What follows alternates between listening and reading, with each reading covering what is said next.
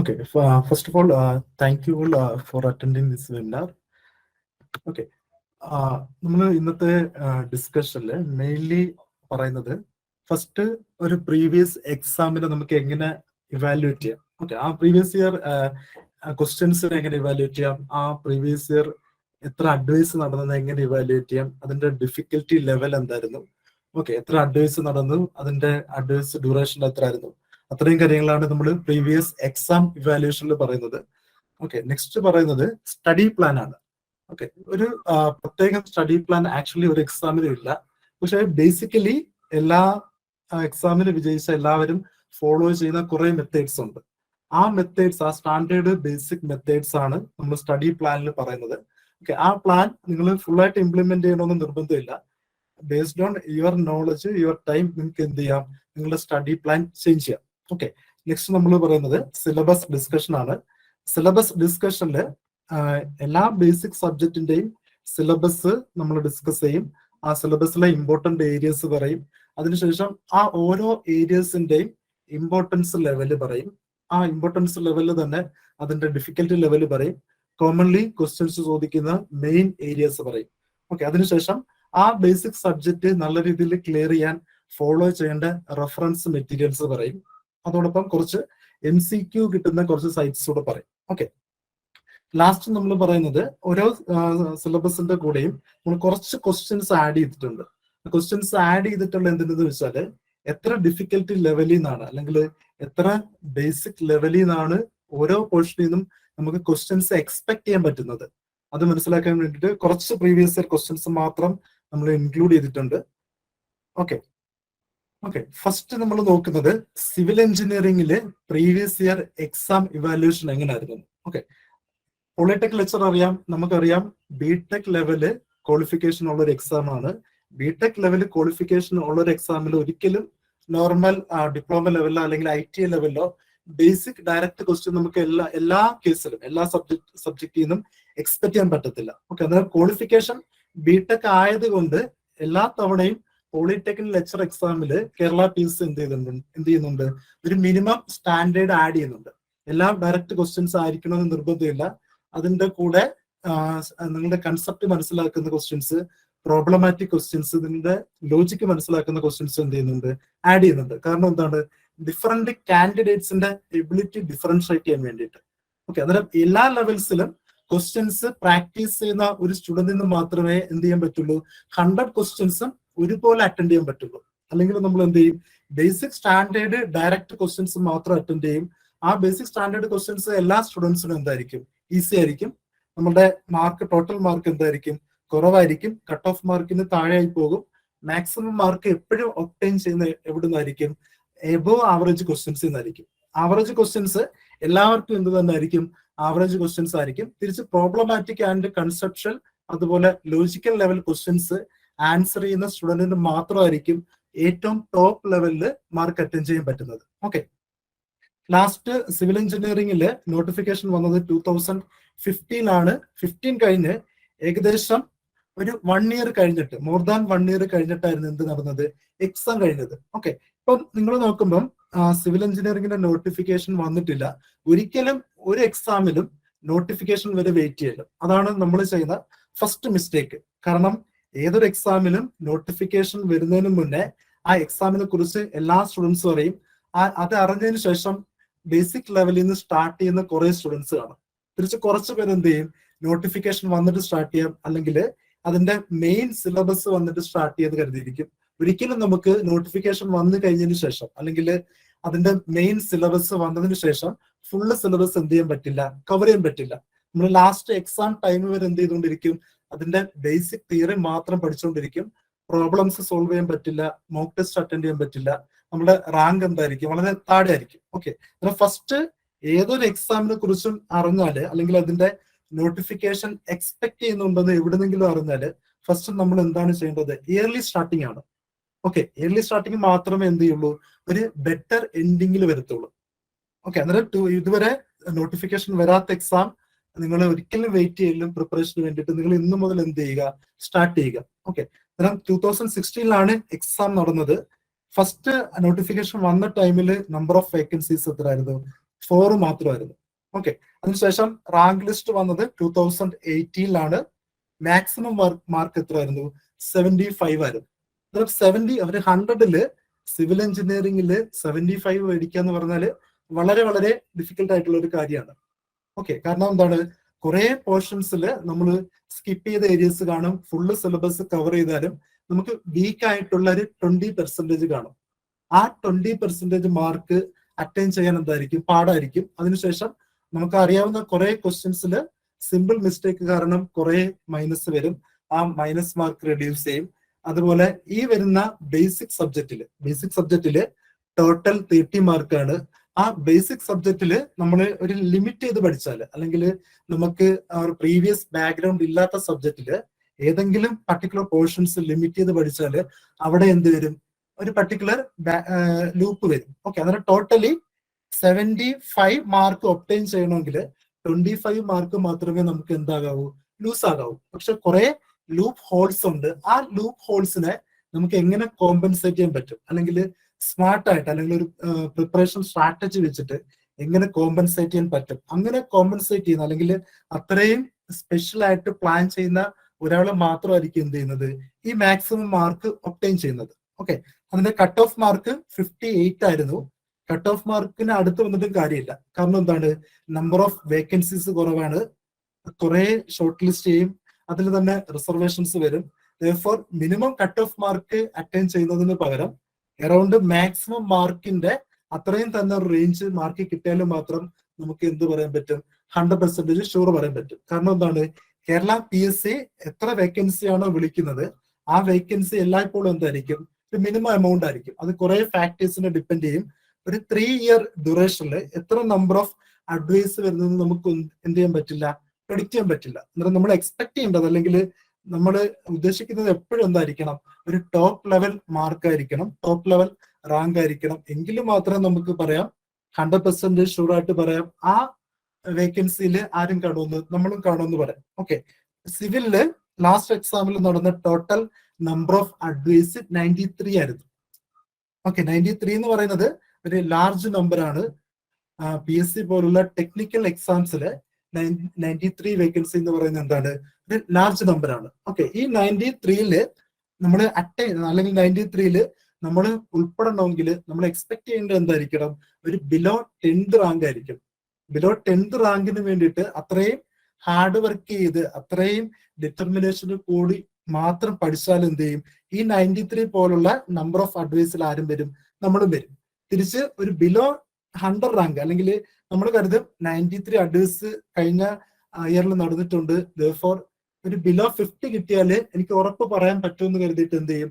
ആ ബിലോ 50ക്ക് വേണ്ടിയിട്ട് നമ്മൾ എന്ത് ചെയ്യും? വർക്ക് ചെയ്യും. ഒരിക്കലും ഒരു 50 റേഞ്ച് അല്ലെങ്കിൽ 100 റേഞ്ചിന് വേണ്ടിയിട്ട് വർക്ക് ചെയ്താൽ നമ്മൾ കോമ്പറ്റീഷനെ കുറിച്ച് കറക്റ്റ് അറിയില്ലെങ്കിൽ ഒരിക്കലും നമ്മൾ അത്രയും നമ്പർ ഓഫ് അഡ്വൈസിൽ ഒരിക്കലും ഷോർട്ട് ലിസ്റ്റ് ആകത്തില്ല.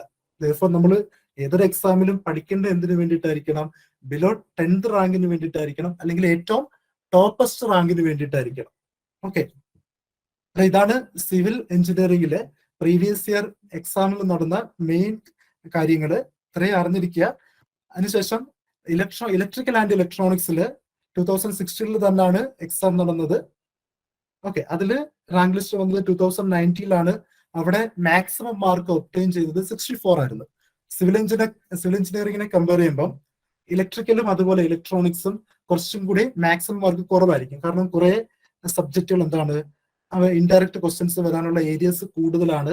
ഓക്കെ, ഫുൾ സിലബസ് കവർ ചെയ്യാനുള്ള ചാൻസും നമ്മൾ കുറവായിരിക്കും. therefore മാക്സിമം മാർക്ക് 64 ആയിരുന്നു. ഓക്കെ, കട്ട് ഓഫ് മാർക്ക് എത്ര ആയിരുന്നു? 40 ആയിരുന്നു. ഏറ്റവും കൂടുതൽ അഡ്വൈസ് നടന്നത് എവിടെയാണ്? ഇലക്ട്രിക്കൽ ആൻഡ് ഇലക്ട്രോണിക്സിലാണ്. ഈ സെയിം ഇയറിലും അത്രയും നമ്പർ ഓഫ് അഡ്വൈസ് നമുക്ക് എക്സ്പെക്ട് ചെയ്യാം. 107 അഡ്വൈസ് ലാസ്റ്റ് ഇയറിൽ നടന്നിട്ടുണ്ടായിരുന്നു.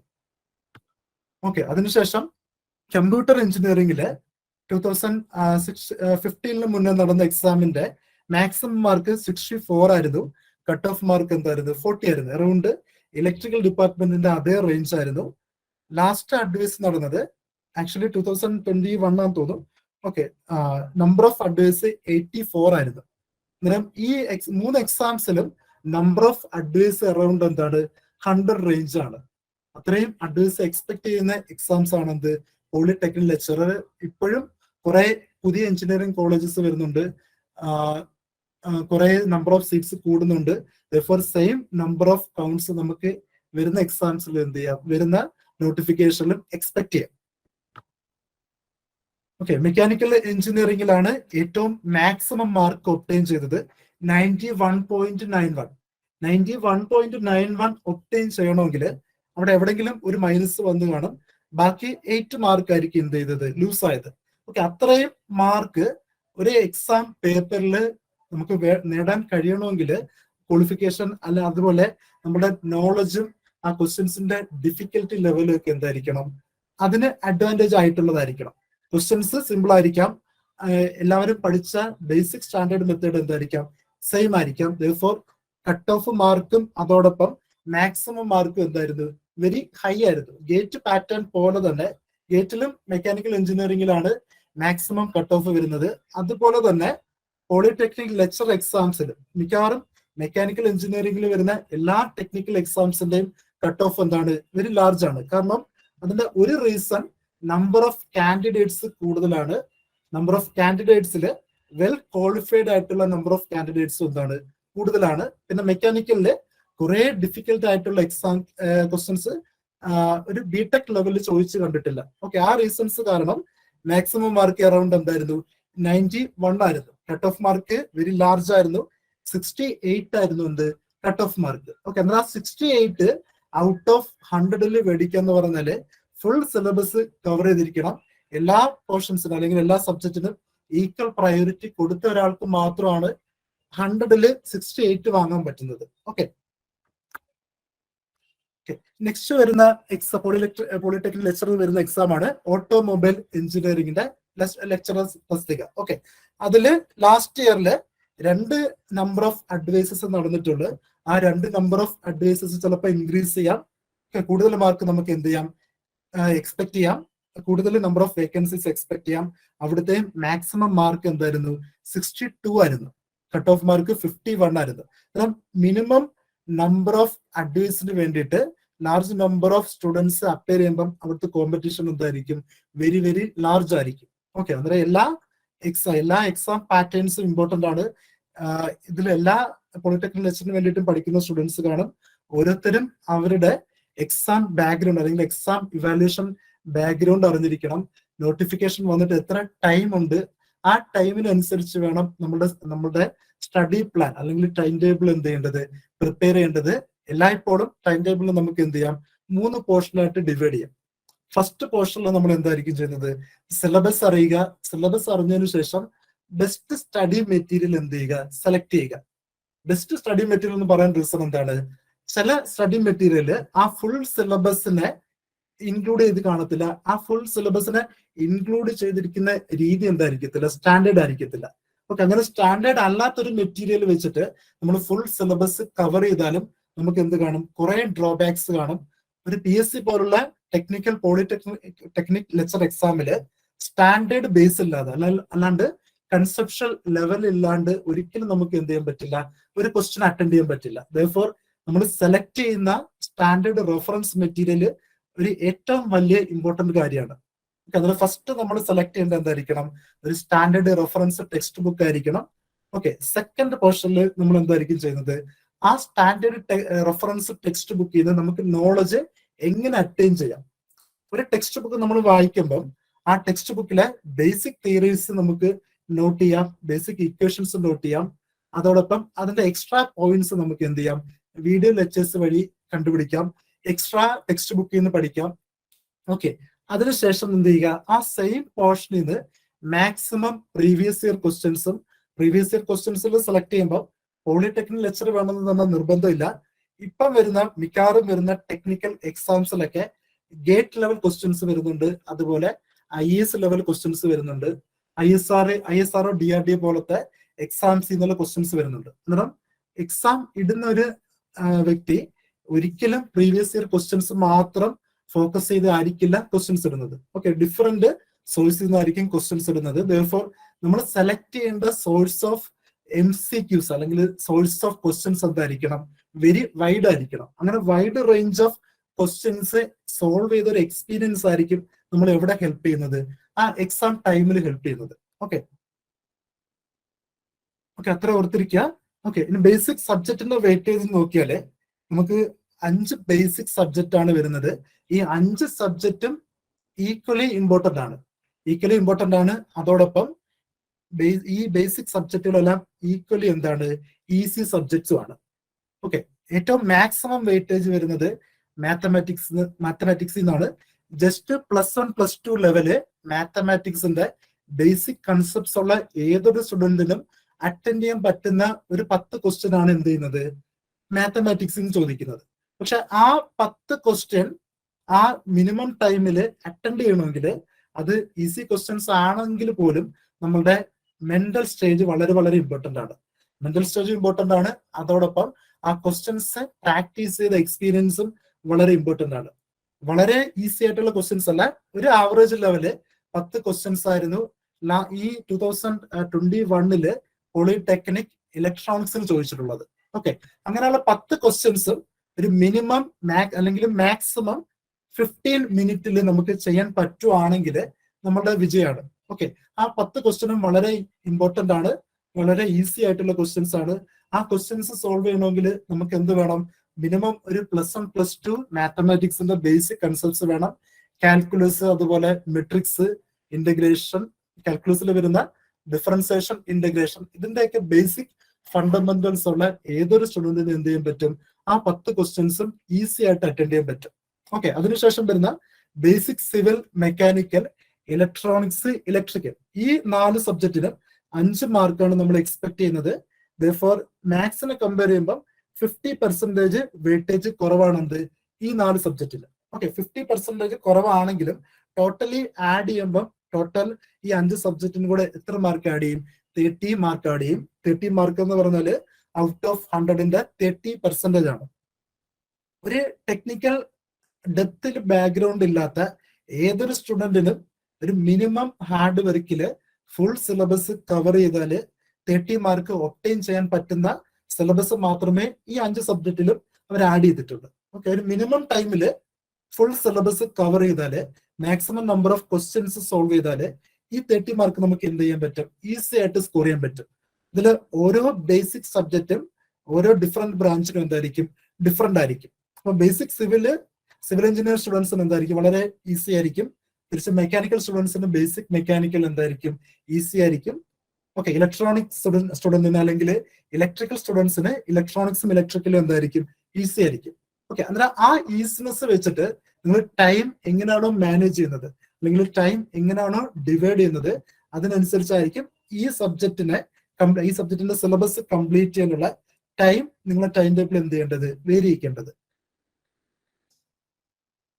ഓക്കെ ഏറ്റവും ബേസിക് ഇമ്പോർട്ടന്റ് എഞ്ചിനീയറിംഗ് മാത്തമാറ്റിക്സ് ആയിരിക്കണം. എഞ്ചിനീയറിംഗ് മാത്തമാറ്റിക്സിൽ 10 മാർക്കാണ് നമ്മൾ എക്സ്പെക്ട് ചെയ്യുന്നത്. 10 മാർക്കിന് വേണ്ടിയിട്ട് മാക്സിമം നമ്മൾ വേസ്റ്റ് ചെയ്യേണ്ട നമ്പർ ഓഫ് ഡേയ്സ് എന്തായിരിക്കണം, 10 ഡേയ്സ് ആയിരിക്കണം. അതിന്റെ കൺസെപ്റ്റ് പഠിക്കാൻ വേണ്ടി മാത്രം എത്ര ഡേയ്സ് ആണ്, 10 ഡേയ്സ് ആയിരിക്കണം. ആ 10 ഡേയ്സിൽ അതിന്റെ ഫുൾ കൺസെപ്റ്റ് കിട്ടുവാണെങ്കിൽ ലാസ്റ്റ് എക്സാം ടൈം വരെ എന്ത് ചെയ്യുക, മാത്തമാറ്റിക്സ് ക്വസ്റ്റ്യൻസ് സോൾവ് ചെയ്യുക. കാരണം എന്താണ്, നമ്മുടെ പോളിടെക്നിക് ലെക്ചർ എക്സാംസിൽ കുറച്ച് ടൈം കൺസ്യൂം ചെയ്യുന്ന ക്വസ്റ്റ്യൻസ് എവിടുന്ന് മാത്രമാണ് എക്സ്പെക്ട് ചെയ്യുന്നത്, മാത്സിന് മാത്രമാണ്. ഓക്കെ അതിന് ആ മാത്സിന് സ്പെൻഡ് ചെയ്യുന്ന ടൈം വളരെ വളരെ ഇമ്പോർട്ടന്റ് ആണ്. ആ ടൈം നമുക്ക് എങ്ങനെ കുറയ്ക്കാൻ പറ്റും, മാക്സിമം പ്രാക്ടീസിലൂടെ കുറയ്ക്കാൻ പറ്റും. ഓക്കെ അന്നേരം മാത്സ് ഏറ്റവും വെയിറ്റേജ് കൂടിയ പോർഷൻ ആണ് ബേസിക് സബ്ജക്ട്സിൽ. ഓക്കെ അതിനുശേഷം സെക്കൻഡ് ഡിഫിക്കൽട്ടി ലെവലില് ഇലക്ട്രിക്കലും ഇലക്ട്രോണിക്സും വെക്കാം. അതിന്റെ റീസൺ മെക്കാനിക്കൽ, സിവിൽ, അതുപോലെ കമ്പ്യൂട്ടർ സ്റ്റുഡൻസിനെ പരിഗണിക്കുമ്പോൾ ഇലക്ട്രിക്കലും ഇലക്ട്രോണിക്സ് എന്ത് ചെയ്യുന്നില്ല, കണ്ടിന്യൂസ്ലി യൂസ് ചെയ്യുന്നില്ല. ഫസ്റ്റ് ഇയറിൽ മാത്രം, അല്ലെങ്കിൽ നമ്മുടെ അണ്ടർ ഗ്രാജുവേറ്റില് ഫസ്റ്റ് ഇയറിൽ മാത്രമാണ് നമ്മൾ എന്ത് ചെയ്യുന്നത്, ബേസിക് ഇലക്ട്രിക്കലും ഇലക്ട്രോണിക്സും പഠിക്കുന്നത്. തിരിച്ച് സിവിലും മെക്കാനിക്കലും സബ്ജക്ട് നമുക്ക് പെട്ടെന്ന് കവർ ചെയ്യാൻ പറ്റുന്ന സിലബസ് ആണ്. കൂടുതലും തിയറി ക്വസ്റ്റ്യൻസ് ആണ് ചോദിക്കുന്നത്. ഓക്കെ ആ തിയറി ക്വസ്റ്റ്യൻസ് മെക്കാനിക്കൽ സ്റ്റുഡൻസിനും അതുപോലെ സിവിൽ സ്റ്റുഡൻസിനും ഈസി ആയിട്ട് അണ്ടർസ്റ്റാൻഡ് ചെയ്യാൻ പറ്റും. ഒരു മിനിമം ടൈം ഉണ്ടെങ്കിൽ ആ സിവിൽ മെക്കാനിക്കൽ നമുക്ക് എന്ത് ചെയ്യാൻ പറ്റും, ഈസി ആയിട്ട് കവർ ചെയ്യാൻ പറ്റും. ഓക്കെ തിരിച്ച് ഇലക്ട്രിക്കലും ഇലക്ട്രോണിക്സും കുറെ ടെക്നിക്കൽ ടേംസ് വരുന്നുണ്ട്. മെക്കാനിക്കൽ സിവിൽ സ്റ്റുഡൻസിനെ കമ്പയർ ചെയ്യുമ്പോൾ ഇലക്ട്രിക്കലും ഇലക്ട്രോണിക്സിലും വരുന്ന ടെക്നിക്കൽ ടേംസ് എന്തായിരിക്കും, കൂടുതലായിരിക്കും. കൺസെപ്ഷ്യൽ ക്വസ്റ്റ്യൻസിന്റെ കൗണ്ട് കൂടുതലായിരിക്കും. ലാസ്റ്റ് ഇയറിൽ ഇലക്ട്രിക്കലിൽ നിന്ന് മാക്സിമം 5 മാർക്കാണ് ചോദിച്ചത്.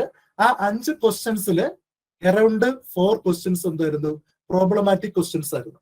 ആ പ്രോബ്ലമാറ്റിക് ക്വസ്റ്റ്യൻസ് തന്നെ എന്തായിരുന്നു, കൺസെപ്ഷ്യൽ ലെവൽ ക്വസ്റ്റ്യൻസ് ആയിരുന്നു.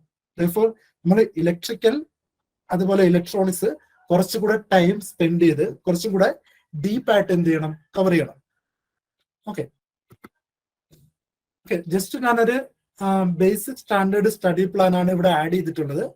ഓക്കെ, ഈ സ്റ്റഡി പ്ലാൻ നിങ്ങൾക്ക് അങ്ങനെ തന്നെ ഫോളോ ചെയ്യണമെന്ന് നിർബന്ധമില്ല. നിങ്ങളുടെ പ്രയോറിറ്റി അനുസരിച്ച് നിങ്ങൾക്ക് എന്ത് ചെയ്യാം, വേരി ചെയ്യാം. ഓക്കെ, ഫസ്റ്റ് നമ്മളുടെ basic study plan prioritise the subject and start learning.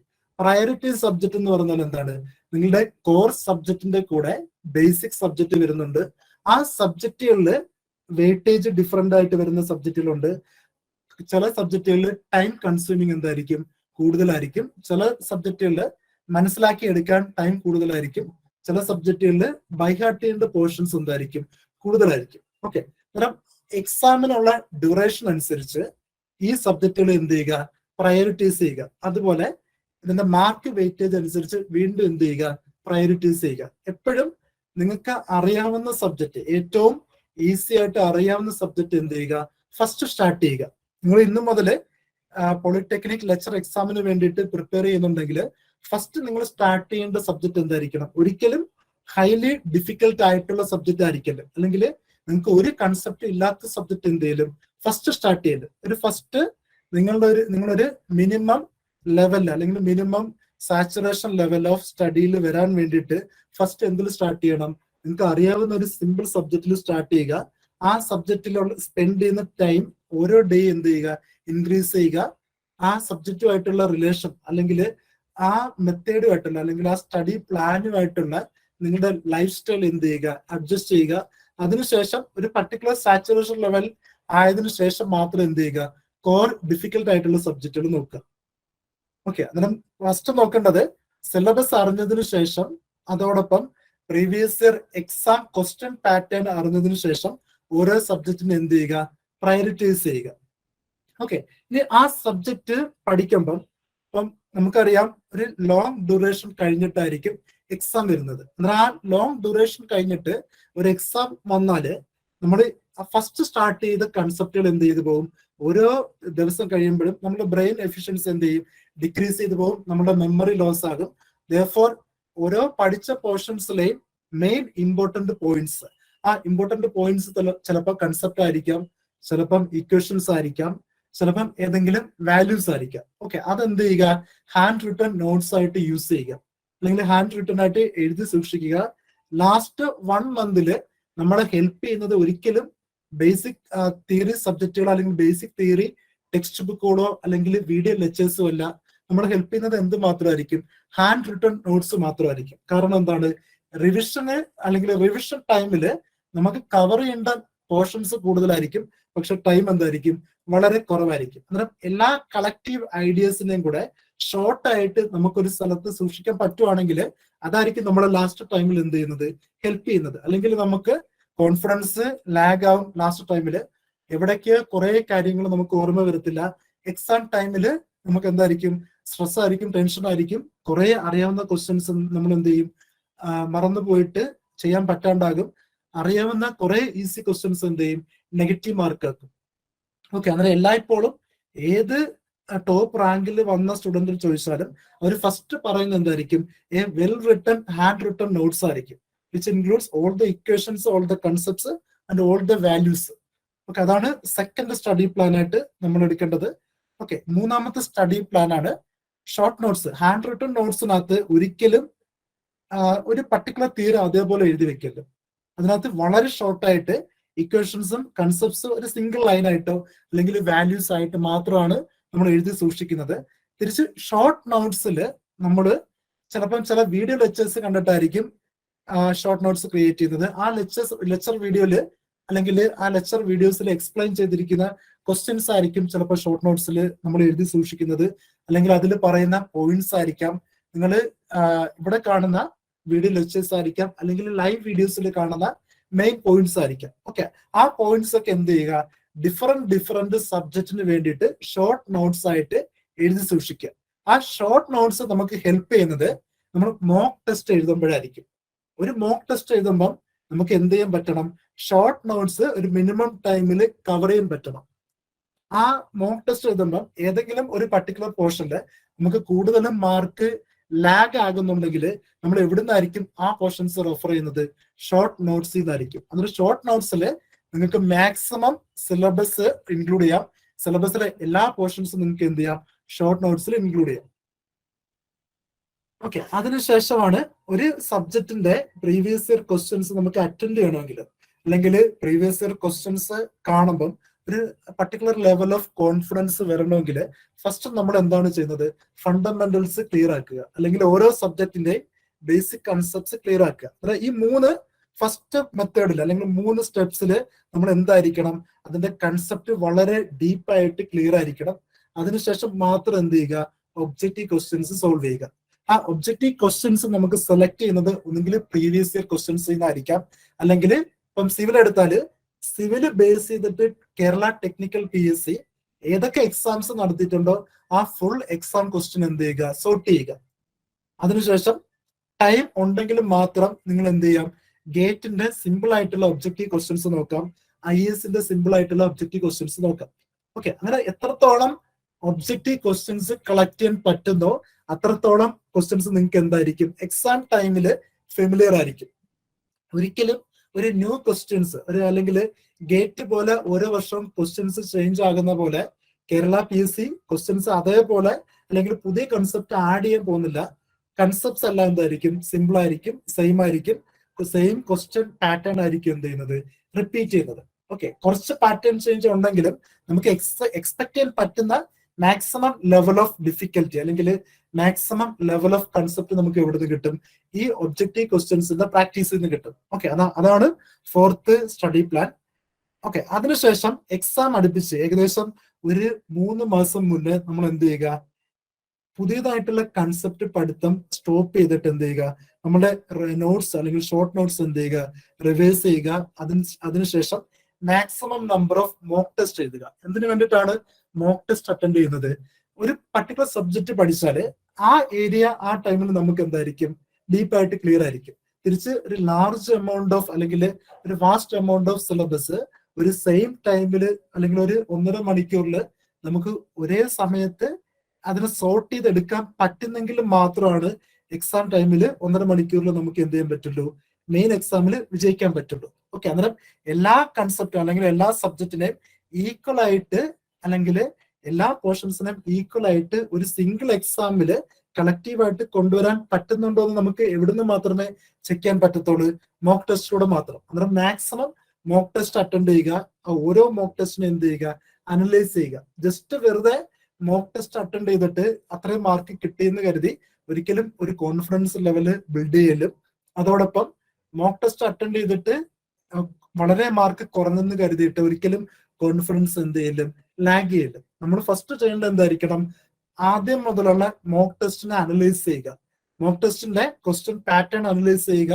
ആ ക്വസ്റ്റ്യൻ പാറ്റേൺ അനുസരിച്ച് നിങ്ങൾക്ക് എത്ര മാർക്ക് നേടാൻ പറ്റിയിട്ടുണ്ട്, ഏതൊക്കെ പോർഷനിലാണ് മാക്സിമം മാർക്ക് നേടാൻ പറ്റിയിട്ടുള്ളത്, ഏതൊക്കെ പോർഷനിലാണ് ക്വസ്റ്റ്യൻസ് അറ്റൻഡ് പോലും ചെയ്യാൻ പറ്റാഞ്ഞത്, ആ പോർഷൻ എല്ലാം എന്ത് ചെയ്യുക, അനലൈസ് ചെയ്യുക.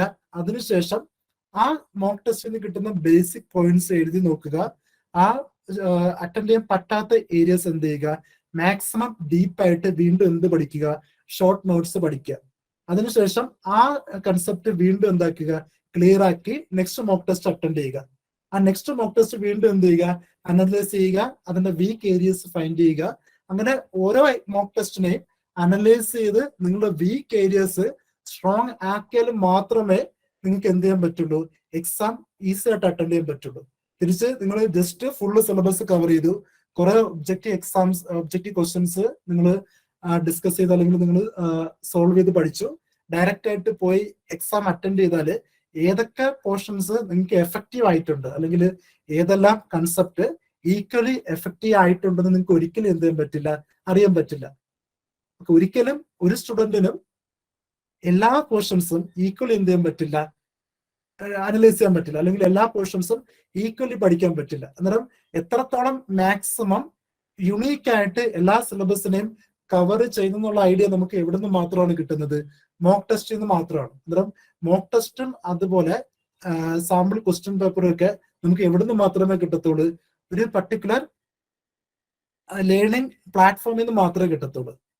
ഓക്കെ, തിരിച്ച് വീട്ടിലിരുന്ന് പഠിക്കുന്ന ഒരാൾക്ക് ഒരിക്കലും ഇങ്ങനെയുള്ള മോക്ക് ടെസ്റ്റിനെയോ അല്ലെങ്കിൽ large number of students attend ചെയ്യുന്ന ഒരു മോക്ക് ടെസ്റ്റിൽ നമ്മളുടെ ലെവൽ എന്താണ്, അല്ലെങ്കിൽ ആ നമ്പർ ഓഫ് സ്റ്റുഡൻസിനെ കമ്പയർ ചെയ്യുമ്പോൾ നമ്മുടെ മാർക്ക് ഡിഫറൻസ് എന്താണ്, അവരെ കൂടെ എത്താൻ എത്രത്തോളം എക്സ്ട്രാ എഫേർട്ട് എടുക്കണം, ആ കാര്യങ്ങൾ നമുക്ക് എന്ത് ചെയ്യില്ല, മനസ്സിലാകത്തില്ല. അന്നേരം ഒരു ലേണിംഗ് പ്ലാറ്റ്ഫോമിനെ നമ്മൾ ഡിപ്പെൻഡ് ചെയ്യുന്നതിന്റെ ഏറ്റവും മെയിൻ കാര്യം എന്താണ്, മോക്ക് ടെസ്റ്റും അതുപോലെ സാമ്പിൾ ക്വസ്റ്റ്യൻസും ആണ്.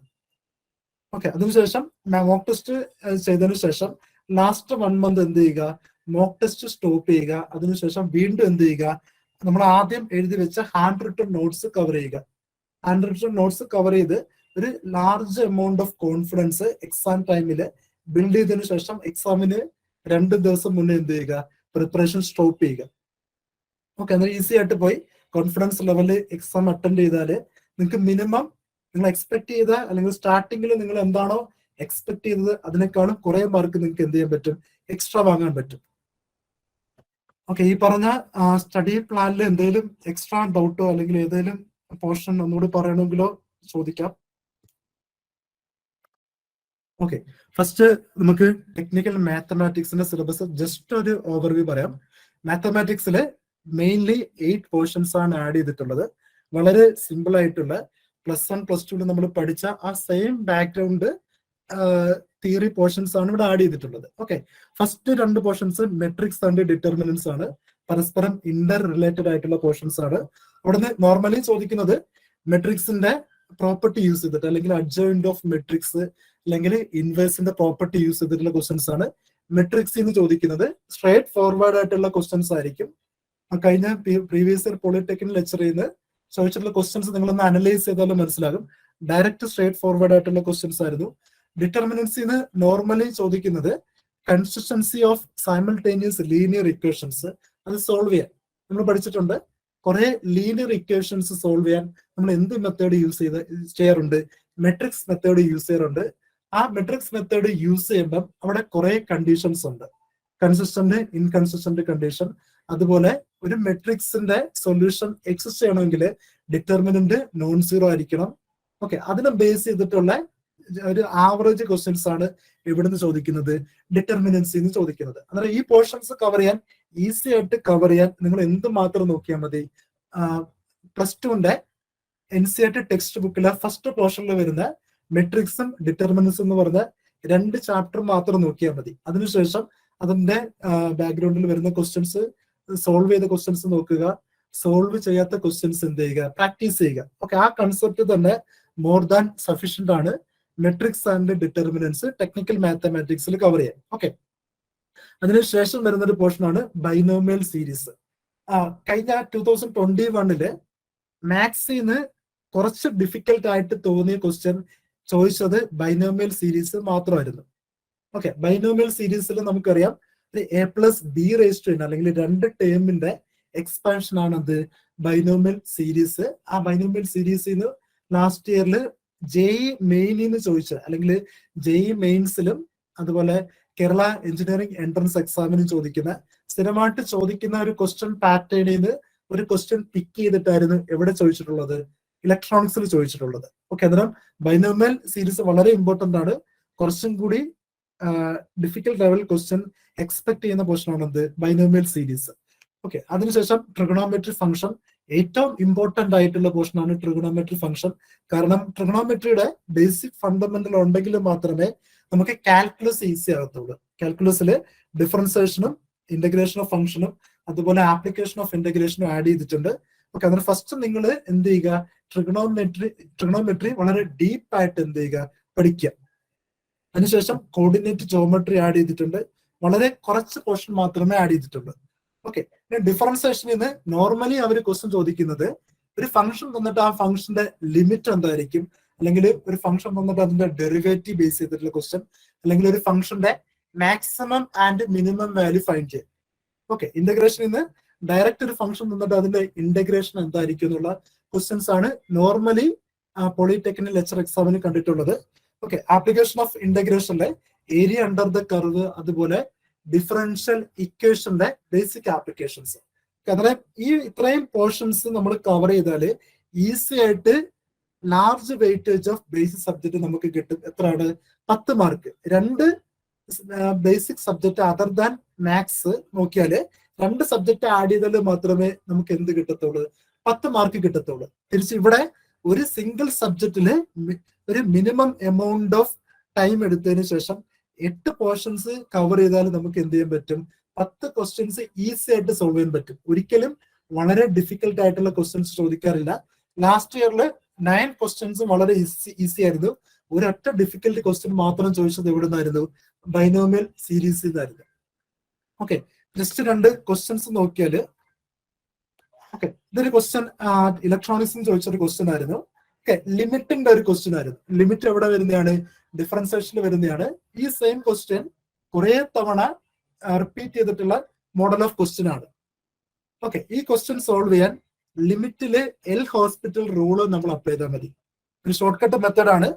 ഒരു അൺഡിഫൈൻഡ് ലിമിറ്റ് അല്ലെങ്കിൽ ഇൻഡിറ്റർമിനേറ്റ് ഫോം ഓഫ് ലിമിറ്റ് വന്നാല് അതിന്റെ ഫൈനൽ ആൻസർ നമുക്ക് എങ്ങനെ ഫൈൻഡ് ചെയ്യാം? എൽ ഹോസ്പിറ്റൽ റൂള് വെച്ചിട്ട് ഫൈൻഡ് ചെയ്യാം. കാരണം മിക്കവാറും മാത്സില് 10 ക്വസ്റ്റ്യൻസ് ചോദിക്കുന്നതിൽ ഏതെങ്കിലും ഒരു ക്വസ്റ്റ്യനിൽ കൂടുതൽ ടൈം എടുക്കുന്നെന്ന് നിങ്ങൾക്ക് തോന്നിയാല് നിങ്ങൾ ഫോളോ ചെയ്യുന്ന മെത്തേഡ് എന്തായിരിക്കും? റോങ് ആയിരിക്കും. എല്ലാ ക്വസ്റ്റ്യൻസിലും നമുക്ക് എന്ത് അപ്ലൈ ചെയ്യാൻ പറ്റും? ഷോർട്ട് കട്ട് മെത്തേഡ്സ് അപ്ലൈ ചെയ്യാൻ പറ്റും. നമ്മുടെ ക്ലാസ്സിൽ നമ്മൾ എക്സ്പ്ലെയിൻ ചെയ്തിട്ടുള്ളത് ഷോർട്ട് കട്ട് മെത്തേഡ്സ് മാത്രമാണ്. ഡയറക്റ്റ് മെത്തേഡും അതിന്റെ കൂടെ നമ്മൾ എന്ത് പറയുന്നുണ്ട്? ആ ക്വസ്റ്റ്യൻ ഈസി ആയിട്ട് സോൾവ് ചെയ്യാനുള്ള ഷോർട്ട് കട്ട് മെത്തേഡ്സ് പറയുന്നുണ്ട്. ഓക്കെ, അങ്ങനെ ഷോർട്ട് കട്ട് അപ്ലൈ ചെയ്ത ഒരു ക്വസ്റ്റ്യൻ ആയിരുന്നു ഇവിടെ 2021 ഇലക്ട്രോണിക്സിൽ ചോദിച്ചിട്ടുള്ളത്. Okay,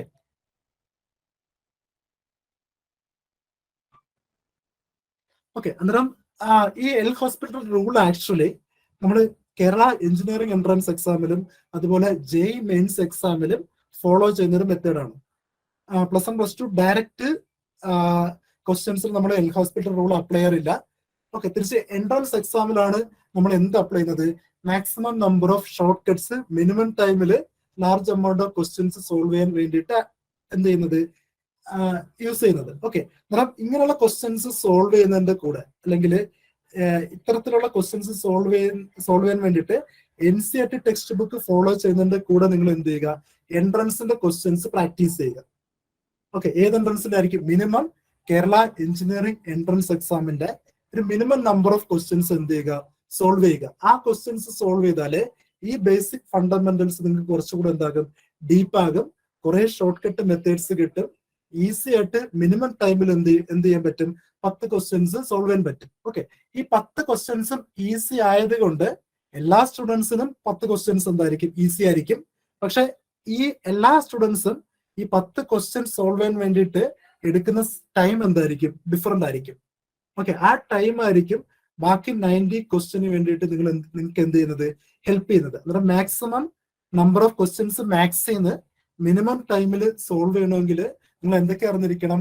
basic concepts from NCERT text book അറിഞ്ഞിരിക്കണം. അതിൽ നിന്ന് maximum number of questions solve ചെയ്യണം. അതിന്റെ കൂടെ കുറെ എൻട്രൻസ് ഓറിയന്റഡ് ക്വസ്റ്റ്യൻസ് എന്ത് ചെയ്യുക? സോൾവ് ചെയ്യുക. ആ എൻട്രൻസ് എക്സാം ക്വസ്റ്റ്യൻസ് സോൾവ് ചെയ്തുകൊണ്ട് മാത്രമാണ് പോളിടെക്നിക് ലെക്ചർ എക്സാമിൽ കൂടുതൽ സ്റ്റുഡൻസും, എന്റെ എക്സ്പീരിയൻസിൽ പറയാണ്, കൂടുതൽ സ്റ്റുഡൻസും മാത്സിൽ കൂടുതൽ മാർക്ക് സ്കോർ ചെയ്തത്. ഓക്കെ, ഞാൻ കുറച്ച് മെറ്റീരിയൽസ് ഇവിടെ ആഡ് ചെയ്തിട്ടുണ്ട്. മെയിൻലി ഈ മെറ്റീരിയൽസ് എൻട്രൻസിന് വേണ്ടിയിട്ട് യൂസ് ചെയ്യുന്നതാണ്. ഓക്കെ, അതിൽ ഓരോ പോർഷൻസിലും അരിഹന്ത് പബ്ലിക്കേഷൻ ഇറക്കിയിരിക്കുന്ന ഒബ്ജക്റ്റീവ് ടെക്സ്റ്റ് ബുക്കാണ് ഞാനിവിടെ സ്റ്റാൻഡേർഡ് റെഫറൻസ് ടെക്സ്റ്റ് ബുക്ക് ആയിട്ട് ആഡ് ചെയ്തിരിക്കുന്നത്. ഈ ടെക്സ്റ്റ് ബുക്ക് ആഡ് ചെയ്യാനുള്ള റീസൺ ഓരോ പോർഷനിലും അല്ലെങ്കിൽ 8 പോർഷൻസിലെ ഓരോ പോർഷൻസിലും maximum number of questions count എവിടെ നിന്ന് കിട്ടും? ഈ പബ്ലിക്കേഷൻസിൽ നിന്ന് കിട്ടും. ആ ക്വസ്റ്റ്യൻസ് തന്നെ സ്റ്റാൻഡേർഡ് ക്വസ്റ്റ്യൻസ് ആണ്. സെയിം ലെവൽ ഓഫ് ക്വസ്റ്റ്യൻസ് ആണ് പോളിടെക്നിക് ലെക്ചർ എക്സാമിൽ ലാസ്റ്റ് ഇയറിൽ ചോദിച്ചിട്ടുള്ളത്. ഓക്കെ, അതുകൊണ്ടാണ് ഞാൻ ഈ റെഫറൻസ് മെറ്റീരിയൽ ഇവിടെ ആഡ് ചെയ്തിട്ടുള്ളത്. ബേസിക് കൺസെപ്റ്റ് പഠിക്കാൻ നിങ്ങൾക്ക് എന്ത് യൂസ് ചെയ്യാം? NCERTയുടെ +1 +2 സ്റ്റാൻഡേർഡ് ടെക്സ്റ്റ് ബുക്ക് യൂസ് ചെയ്യാം. അതിനുശേഷം ഇന്റഗ്രേഷൻ അവരൊരു ക്വസ്റ്റ്യൻ ആഡ് ചെയ്തിട്ടുണ്ടായിരുന്നു. ഈ ക്വസ്റ്റ്യൻ ആ ക്വസ്റ്റ്യന്റെ ഡയറക്റ്റ് മെത്തേഡിൽ ചെയ്താല് നല്ല പാട് ക്വസ്റ്റ്യൻ ആയിരുന്നു, കുറെ ടൈം കൺസ്യൂമിങ് ക്വസ്റ്റ്യൻ ആയിരുന്നു ഇത്. തിരിച്ച് നമ്മൾ പഠിപ്പിച്ച ഒരു ഷോർട്ട് കട്ട് ഉണ്ട്, integral e⁻x into f(x plus f'(x). Okay, ഇങ്ങനെ ഒരു ഫോമിൽ തന്നാല് നമ്മളെ സ്റ്റുഡൻസിന് പഠിപ്പിച്ചിട്ടുണ്ടായിരുന്നു. അതിന്റെ ഫൈനൽ ആൻസർ ഈക്വൽ ടു എന്തായിരിക്കും? e⁻x ഇൻറ്റു f(x) ആയിരുന്നു ആൻസർ. ഓക്കെ, ആ ഷോർട്ട് കട്ട് അറിയാവുന്ന ഒരു സ്റ്റുഡന്റ് എന്ത് ചെയ്തു? ഡയറക്റ്റ് ക്വസ്റ്റ്യൻ കണ്ടിട്ട് തന്നെ എന്ത് ചെയ്തു? ഓപ്ഷൻ ഡി ആണെന്ന് മനസ്സിലാക്കി. അന്നേരം ഇങ്ങനെയുള്ള ക്വസ്റ്റ്യൻസിൽ നമുക്ക് മാത്സിൽ ബേസിക് ഫണ്ടമെന്റൽസ് ഉണ്ടെങ്കിൽ പോലും ഓരോ ക്വസ്റ്റ്യനും മിനിമം ടൈമിൽ സോൾവ് ചെയ്യാനുള്ള ഷോർട്ട് കട്ട്സ് അറിഞ്ഞിരുന്നാല് നമ്മൾ ആ എക്സാം സ്ട്രെസ്സിൽ നമുക്ക് എന്ത് ചെയ്യാൻ പറ്റും? ഈസി ആയിട്ട് ആൻസർ ഫൈൻഡ് ചെയ്യാൻ പറ്റും. തിരിച്ച് സ്റ്റാൻഡേർഡ് മെത്തേഡ് ഫോളോ ചെയ്താല് നമുക്ക് എന്ത് ചെയ്യാൻ പറ്റില്ല? കുറെ ക്വസ്റ്റ്യൻസിന് കറക്റ്റ് ആൻസർ ഫൈൻഡ് ചെയ്യാൻ പറ്റില്ല. അന്നേരം രണ്ടും ഈക്വലി ഇമ്പോർട്ടന്റ് ആണ്. ബേസിക് കൺസെപ്റ്റ്സും അതോടൊപ്പം ഷോർട്ട് കട്ട്സ് നമ്മൾ ഹെൽപ്പ് ചെയ്യുന്നത് മാത്സിൽ മാത്രമായിരിക്കും. 100 മാർക്കില് നമുക്ക് മിനിമം ടൈമില് ഷോർട്ട് കട്ട്സ് അപ്ലൈ ചെയ്യാൻ പറ്റുന്നത് ഏത് സബ്ജക്റ്റിൽ മാത്രമാണ്? മാത്സിൽ മാത്രമാണ്. ഓക്കെ, ബേസിക് സിവിലിനെ കുറിച്ച് അഷ്റഫ് സാറ് പറയുന്നതായിരിക്കും. ഹലോ സാറേ, നമുക്ക് ബേസിക് സിവിലില് രണ്ടായിട്ടാണ് ഇതിനെ നമ്മൾ ഡിവൈഡ് ചെയ്യാൻ പറ്റുന്നത്. ഓക്കെ, രണ്ടായിട്ടാണ് ഇതിനെ നമുക്ക് നോർമലി ഡിവൈഡ് ചെയ്യാൻ പറ്റുന്നത്. ബിൽഡിംഗ് മെറ്റീരിയൽ ആൻഡ് കൺസ്ട്രക്ഷൻ എന്ന് പറയുന്ന BMC എന്ന് പറയുന്ന ഒരു പാർട്ടും സർവേയിങ് ആൻഡ് ലെവലിംഗ് എന്ന് പറയുന്ന രണ്ട് പാർട്ടും. അപ്പൊ നമ്മൾ പ്രീവിയസ് ഇയറിൽ ഇലക്ട്രോണിക്സ് ഉൾപ്പെടെയുള്ള നമ്മുടെ എല്ലാ ക്വസ്റ്റ്യൻ പേപ്പറും നോക്കുമ്പോഴത്തേക്ക് ഇതിന്റെ ഒരു പാറ്റേൺ വരുന്നത് ആദ്യത്തെ രണ്ട് പാർട്ട്, അതായത് മെറ്റീരിയൽസ് കൺസ്ട്രക്ഷൻ എന്ന് നിങ്ങളിപ്പോൾ എഴുതിയിട്ടേക്കുന്ന ഈ ഒരു പാർട്ടിൽ നിന്നും 3 മാർക്കിന് ക്വസ്റ്റ്യനും സർവേയിങ് ആൻഡ് ലെവലിംഗിൽ നിന്നും 2 മാർക്കിന് ക്വസ്റ്റ്യനാണ്. അപ്പൊ ഇതിനകത്ത് എപ്പോഴും ഓർത്തിരിക്കേണ്ട കാര്യം എന്ന് വെച്ചാൽ ഇതിനകത്ത് ലെവലിംഗ് എന്ന പോർഷൻ ഒഴികെയുള്ള ബാക്കി സർവേയിങ് ആവട്ടെ, കൺസ്ട്രക്ഷൻ ആവട്ടെ, മെറ്റീരിയൽസ് ആവട്ടെ, ഈ 3 പോർഷനിൽ നിന്നും നമുക്ക് കൃത്യമായിട്ട് തിയറി ക്വസ്റ്റ്യൻസ് ആയിരിക്കും വരിക. ഓക്കെ, നമുക്ക് അവിടെ നിന്നും തിയറി ക്വസ്റ്റ്യൻസ് ആയിരിക്കും വരിക. അതേസമയം ലെവലിംഗിൽ നിന്നും പ്രോബ്ലമാറ്റിക് ക്വസ്റ്റ്യൻ ആയിരിക്കും വരിക. ഞാൻ പറഞ്ഞത് ഓർക്കുക, മെറ്റീരിയൽസ് കൺസ്ട്രക്ഷൻ ഈ 2 പാർട്ടിൽ നിന്നും 3 മാർക്കിനായിരിക്കും ക്വസ്റ്റ്യൻസ് വരിക. സർവേയിങ് എന്ന് പറയുന്ന നമ്മുടെ ഈ സിലബസിനകത്ത് ഇപ്പം കാണുന്ന ഒരു ഏരിയയിൽ നിന്നും 1 മാർക്കിനും ലെവലിംഗ് എന്ന് പറയുന്ന ഏരിയയിൽ നിന്നും ഒരു മാർക്കിന് ഒരു പ്രോബ്ലവും ആയിരിക്കും ഉണ്ടാവുക. അങ്ങനെ ഒരു 5 മാർക്കിനായിരിക്കും വരിക. അപ്പൊ ഇത് പഠിക്കുമ്പോൾ എപ്പോഴും ശ്രദ്ധിക്കേണ്ട കാര്യം, മെറ്റീരിയൽസ് ആൻഡ് കൺസ്ട്രക്ഷൻ ഇത് തിയറി പേപ്പറാണ്. അപ്പം സിവിൽ അല്ലാത്ത എല്ലാവർക്കും എന്താണ്, സിവിൽ കോമ്പറ്റേറ്റീവ് എക്സാമിന് പ്രിപ്പയർ ചെയ്യാത്ത സിവിലുകാർക്ക് ഉൾപ്പെടെ ഇതിനകത്ത് കുറേ ടേംസ്, ടെർമിനോളജീസ്, കാര്യങ്ങൾ വളരെ സിമ്പിളാണ്. നമ്മൾ ഡേ ടു ഡേ ലൈഫിൽ കാണുന്ന കാര്യങ്ങളൊക്കെ നമുക്ക് റിലേറ്റ് ചെയ്യാൻ പറ്റും. പക്ഷെ കുറേ ടെക്നിക്കൽ ടേംസ് കാര്യങ്ങളൊക്കെ ഉണ്ടാവും. അപ്പൊ ഇതെപ്പോഴും ഒരു തവണ പഠിച്ചിട്ട് അടച്ചു വെച്ച് പിന്നെ പരീക്ഷയുടെ മുമ്പ് എടുത്ത് നോക്കി കഴിഞ്ഞാൽ ഓർമ്മ നിൽക്കുന്ന കാര്യങ്ങളല്ല.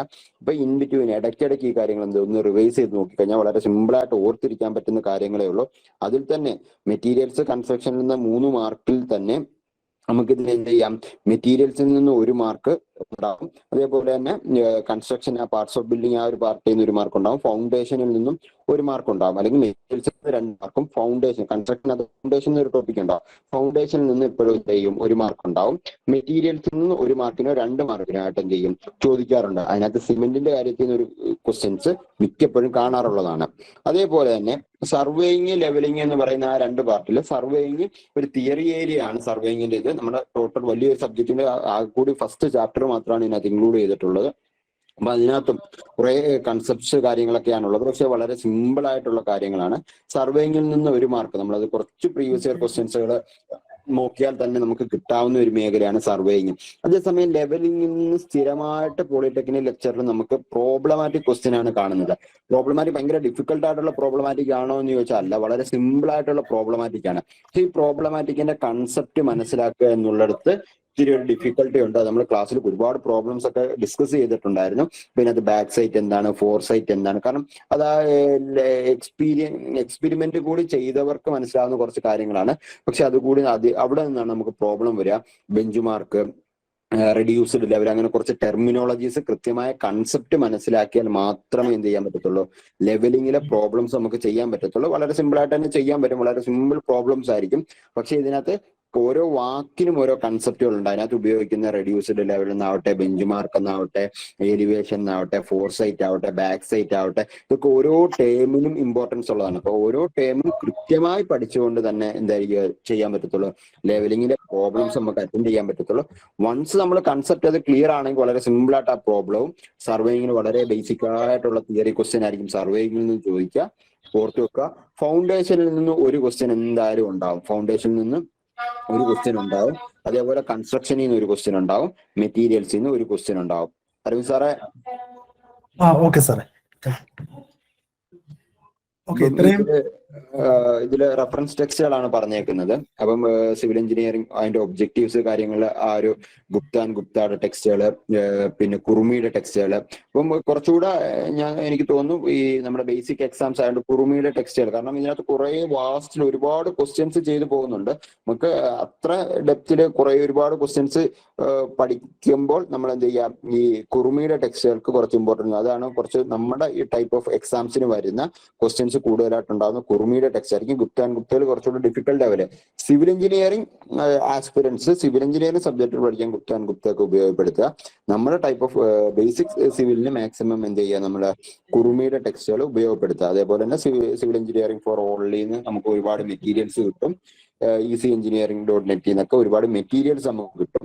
കുറച്ചുകൂടി നല്ല എനിക്ക് തോന്നുന്നു നമ്മുടെ ഇതെല്ലാം കവർ ചെയ്തുകൊണ്ടായിരിക്കും നമ്മുടെ ഫാക്കൽറ്റീസ് ഒക്കെ ക്ലാസ് എടുക്കുന്നത്. അപ്പൊ അതിന്റെ ഒരു നോട്ട് കാര്യങ്ങൾ കയ്യിലുണ്ട് എങ്കിൽ അത് തന്നെ ആയിരിക്കും ഏറ്റവും ഉപകാരപ്പെടുന്നത് ഇതില്. ഓക്കെ സാറേ. ഓക്കെ സാറേ, thank you. Okay, next basic മെക്കാനിക്കലിൽ നോക്കുമ്പോൾ രണ്ട് ഇമ്പോർട്ടന്റ് പോർഷൻസ് ആണ് ആഡ് ചെയ്തിട്ടുള്ളത്. ഫസ്റ്റ് ഇമ്പോർട്ടൻസ് ഓഫ് IC എഞ്ചിനും നെക്സ്റ്റ് പവർ പ്ലാന്റ്സും. ഓക്കെ, ബേസിക് മെക്കാനിക്കലിൽ നിന്ന് normally direct straightforward questions ആണ് ചോദിക്കുന്നത്. അതിൽ തന്നെ ബേസിക് ആയിട്ട് ടച്ച് ചെയ്യുന്നത് classification of different stroke engines, 2 stroke and 4 stroke എഞ്ചിന്റെ ക്ലാസിഫിക്കേഷനും അതിന്റെ രണ്ടിനും തമ്മിലുള്ള കമ്പാരിസൺ ബേസ് ചെയ്തിട്ടുള്ള questions. Number of cycles required, അല്ലെങ്കിൽ ഏതിനായിരിക്കും എഫിഷ്യൻസി കൂടുതൽ, അത് ബേസ് ചെയ്തിട്ടുള്ള ക്വസ്റ്റ്യൻസ്. അല്ലെങ്കിൽ ആ IC എഞ്ചിൻസിന്റെ ബേസിക് വർക്കിംഗ് ബേസ് ചെയ്തിട്ടുള്ള ക്വസ്റ്റ്യൻസ്. അതിനുശേഷം അവിടെ വരുന്ന different components like fly wheel, clutch, അതിന്റെ വർക്കിംഗ് ഏതൊക്കെ കമ്പോണൻസിന് തമ്മിലായിരിക്കും കണക്ട് ചെയ്യുന്നത്, അല്ലെങ്കിൽ ആ കമ്പോണൻസിന്റെ ഫങ്ഷൻസ് എന്തായിരിക്കും, അങ്ങനെയുള്ള ഡയറക്റ്റ് സ്ട്രേറ്റ് ഫോർവേഡ് ക്വസ്റ്റ്യൻസ് ആണ് IC എഞ്ചിന്റെ ഡിഫറെന്റ് കമ്പോണൻസ് ചോദിക്കുന്നത്. ഓക്കെ, പ്രീവിയസ് ഇയർ ക്വസ്റ്റ്യൻസ് നോക്കിയാൽ നിങ്ങൾക്ക് അറിയാൻ പറ്റും. കുറെ ക്വസ്റ്റ്യൻസ് ഫ്ലൈ വീൽ, ക്ലച്ചിൽ നിന്നും ഗിയർ ബോക്സിൽ നിന്നും, അതുപോലെ പ്രൊപ്പല്ലർ ഷാഫ്റ്റിന്റെ ഫംഗ്ഷനിൽ നിന്നും, അല്ലെങ്കിൽ ക്ലച്ച് ഏതൊക്കെ ഡിവൈസിന് അല്ലെങ്കിൽ ഏതൊക്കെ കമ്പോണൻസിന് തമ്മിലാണ് കണക്ട് ചെയ്യുന്നത്, അങ്ങനെയുള്ള ഡയറക്റ്റ് ക്വസ്റ്റ്യൻസ് ആണ് IC എഞ്ചിൻസിൽ നിന്ന് നോർമലി ചോദിക്കുന്നത്. ഒരു മിനിമം ടൈമില് നിങ്ങളുടെ എഞ്ചിനീയറിംഗിൽ പഠിച്ച ബേസിക് മെക്കാനിക്കൽ എഞ്ചിനീയറിംഗ് എന്ന് പറഞ്ഞ ആ ടെക്സ്റ്റ് ബുക്ക് പഠിച്ചാൽ തന്നെ എന്താണ്, ഈ പോർഷൻസ് ഒക്കെ ഈസി ആയിട്ട് കവർ ചെയ്യാൻ പറ്റും. ഓക്കെ, അതിന്റെ കൂടെ ആ സബ്ജക്ട് പഠിച്ചതിന് ശേഷം നോൺ മെക്കാനിക്കൽ സ്റ്റുഡൻസ് എന്ത് ചെയ്യുക, മാക്സിമം ഷോർട്ട് നോട്ട്സ് ഉണ്ടാക്കുക. അതിനുശേഷം പ്രീവിയസ് ഇയർ ക്വസ്റ്റ്യൻസ് പഠിച്ചാല് ഈസി ആയിട്ട് ഈ മെക്കാനിക്കൽ എഞ്ചിനീയറിംഗ് എന്ന് പറഞ്ഞ പോർഷൻ ഒരു മിനിമം ടൈമിൽ എന്ത് ചെയ്യാൻ പറ്റും, കവർ ചെയ്യാൻ പറ്റും. വലിയ എഫേർട്ട് ഇല്ലാണ്ട് തന്നെ നമുക്ക് പെട്ടെന്ന് കവർ ചെയ്യാൻ പറ്റുന്ന ഒരു പോർഷൻ ആണ് എന്ത്, basic mechanical engineering. Okay, IC engine പോലെ തന്നെ ഈക്വലി ഇമ്പോർട്ടന്റ് ആണ് പവർ പ്ലാന്റ്സ്. ഓക്കെ, അവിടെ തന്നെ ഡിഫറെന്റ് പവർ പ്ലാന്റ്സിന്റെ ക്ലാസിഫിക്കേഷൻ എന്നുള്ള ക്വസ്റ്റ്യന് അതിന്റെ വർക്കിംഗ് അല്ലെങ്കിൽ അവിടുത്തെ ഡിഫറെന്റ് കമ്പോണൻസിന്റെ വർക്കിംഗ് ബേസ് ചെയ്തിട്ടുള്ള ക്വസ്റ്റ്യൻസ് ആണ് പവർ പ്ലാന്റ്സിൽ നിന്ന് ചോദിക്കുന്നത്. ഓക്കെ, വളരെ കുറച്ച് പോർഷൻ മാത്രമേ ബേസിക് മെക്കാനിക്കൽ എഞ്ചിനീയറിംഗിൽ നിന്ന് ആഡ് ചെയ്തിട്ടുള്ളൂ. ആ 5 ക്വസ്റ്റ്യൻസ് എന്തായിരിക്കും, സ്ട്രേറ്റ് ഫോർവേഡ് ആയിരിക്കും. ഇതിലെ ഒരു പോർഷൻ നിങ്ങൾ എന്ത് ചെയ്യലും, സ്കിപ്പ് ചെയ്യലും. ഒരു മിനിമം ബിടെക് ഫസ്റ്റ് ഇയറിൽ പഠിച്ച basic mechanical engineering text book ഉണ്ടെങ്കിൽ ഈ എല്ലാ പോർഷൻസും അതിനകത്ത് ഇൻക്ലൂഡഡ് ആയിരിക്കും. കാരണം ഈ പോർഷൻസ് ഒക്കെ എന്താണ്, സ്റ്റാൻഡേർഡ് ബേസിക് സിലബസിൽ വരുന്ന പോർഷൻസ് ആണ്. അതില്ലാത്ത ഒരു മെറ്റീരിയലും കാണത്തില്ല. Therefore, ഒരു മിനിമം ടൈമിൽ ആ ടെക്സ്റ്റ് ബുക്ക് പഠിച്ചതിന് ശേഷം maximum number of previous year questions solve ചെയ്താല് ആ പ്രീവിയസ് ഇയർ ക്വസ്റ്റ്യൻസ് സോൾവ് ചെയ്യുമ്പോൾ നമുക്ക് ഒബ്ജക്റ്റീവ് ക്വസ്റ്റ്യൻസും സോൾവ് ചെയ്യാം. അതിന്റെ കൂടെ നമുക്ക് കുറച്ച് കൺവെൻഷണൽ ക്വസ്റ്റ്യൻസ് കൂടെ എന്ത് ചെയ്യാം, സോൾവ് ചെയ്യാം. കൺവെൻഷണൽ ക്വസ്റ്റ്യൻസ് സോൾവ് ചെയ്യുന്നതിന്റെ അഡ്വാൻറ്റേജ്, അഥവാ ഏതെങ്കിലും രീതിയിൽ അതിന്റെ ബേസിക് വർക്കിംഗ് ബേസ് ചെയ്തിട്ട് ഒരു ഇൻഡയറക്റ്റ് ക്വസ്റ്റ്യൻ ചോദിച്ചാല് അതിന്റെ ഫുള്ള് വർക്കിംഗ് അറിയാവുന്ന ഒരു സ്റ്റുഡന്റ് എന്ത് ചെയ്യാൻ പറ്റും, ഈസി ആയിട്ട് ആൻസർ ഫൈൻഡ് ചെയ്യാൻ പറ്റും. ഓക്കെ, പിന്നെ അറിഞ്ഞിരിക്കേണ്ട കാര്യം, പോളിടെക്നിക് ലെക്ചർ എക്സാമില് മെയിൻ എക്സാമിന്റെ കൂടെ എന്തുണ്ട്, ഇന്റർവ്യൂ ഉണ്ട്. ആ ഇന്റർവ്യൂല് മെക്കാനിക്കൽ സ്റ്റുഡൻസിന്റെ അടുത്തും അതുപോലെ സിവിൽ സ്റ്റുഡൻസിന്റെ അടുത്തും എന്ത് ക്വസ്റ്റ്യൻസ് ചോദിക്കാം?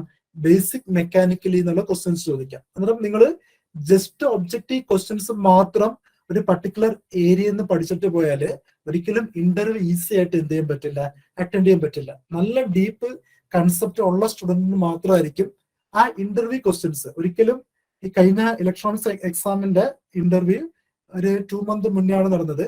മിക്കവാറും ഇന്റർവ്യൂ ക്വസ്റ്റ്യൻസ് ഒക്കെ എന്തായിരുന്നു? കൺസെപ്ഷ്യൽ ക്വസ്റ്റ്യൻസ് ആയിരുന്നു. ഇന്റർവ്യൂ പാനൽസ് മിക്കവാറും ടോപ്പ് എഞ്ചിനീയറിംഗ് കോളേജസിലെ ലെക്ചേഴ്സ് ആയിരിക്കും. അവർ ചോദിക്കുന്ന ക്വസ്റ്റ്യൻസ് എന്തായിരിക്കും? ഒരിക്കലും ഒബ്ജക്റ്റീവ് ക്വസ്റ്റ്യൻസ് ആയിരിക്കില്ല, ഡീപ്പ് ഫണ്ടമെന്റൽ ക്വസ്റ്റ്യൻസ് ആയിരിക്കും. therefore നിങ്ങൾ എന്ത് പോർഷൻ പഠിച്ചാലും അതിന്റെ കൺസെപ്റ്റ് എന്തായിരിക്കണം? വളരെ ഡീപ്പ് ആയിരിക്കണം. അത് നിങ്ങളെ ഹെൽപ്പ് ചെയ്യുന്നത് മെയിൻ എക്സാം ആയിരിക്കില്ല, ചിലപ്പോൾ എവിടെ ആയിരിക്കും? ഇന്റർവ്യൂവിനായിരിക്കും. ഓക്കെ, അന്നേരം ബേസിക്കലി മെക്കാനിക്കലിൽ ഫോളോ ചെയ്യുന്ന സ്റ്റാൻഡേർഡ് റെഫറൻസ് ടെക്സ്റ്റ് ബുക്ക് ആണ് RS കുർമിയുടെ. സിവിലിൽ ഫോളോ ചെയ്യുന്ന അതേ ഓതറിന്റെ RS കുർമിയുടെ ഒബ്ജക്റ്റീവ് മെക്കാനിക്കൽ ബുക്കും അതുപോലെ RK ജെയിന്റെ conventional and objective type questions add ചെയ്തിട്ടുള്ള ടെക്സ്റ്റ് ബുക്കും. ഓക്കെ, അങ്ങനെ ഈ 2 ടെക്സ്റ്റ് ബുക്ക് നോക്കിയാൽ കുറെ നമ്പർ ഓഫ് ക്വസ്റ്റ്യൻസ് കിട്ടും. അത് തന്നെ മോർ ദാൻ ഇനഫ് ആണ്. ഓക്കെ, നെക്സ്റ്റ് വരുന്ന ഒരു പോർഷൻ ആണ് ബേസിക് ഇലക്ട്രിക്കൽ എഞ്ചിനീയറിംഗ്. നമ്മളുടെ +2 പോർഷന്റെ +2 നമ്മൾ കുറെ ഇലക്ട്രിസിറ്റി ആയിട്ട് റിലേറ്റ് ചെയ്ത് ടോപ്പിക്സ് പഠിച്ചിട്ടുണ്ട്. സ്റ്റാറ്റിക് ഇലക്ട്രിസിറ്റി, അതുപോലെ കറണ്ട് ഇലക്ട്രിസിറ്റി. ഓക്കെ, അതിന്റെ ബേസിക് ഫണ്ടമെന്റൽസ് ഉണ്ടെങ്കിൽ തന്നെ ഈ ബേസിക് ഇലക്ട്രിക്കൽ എഞ്ചിനീയറിംഗിലെ സബ്ജക്ട് എന്ത് ചെയ്യാൻ പറ്റും? ഈസി ആയിട്ട് ഫൈൻഡ് ചെയ്യാൻ പറ്റും. ഓക്കെ, നോർമലി ബേസിക് ഇലക്ട്രിക്കൽ എഞ്ചിനീയറിംഗിന് ചോദിക്കുന്നത് പ്രോബ്ലമാറ്റിക് ക്വസ്റ്റ്യൻസ് ആയിരിക്കും.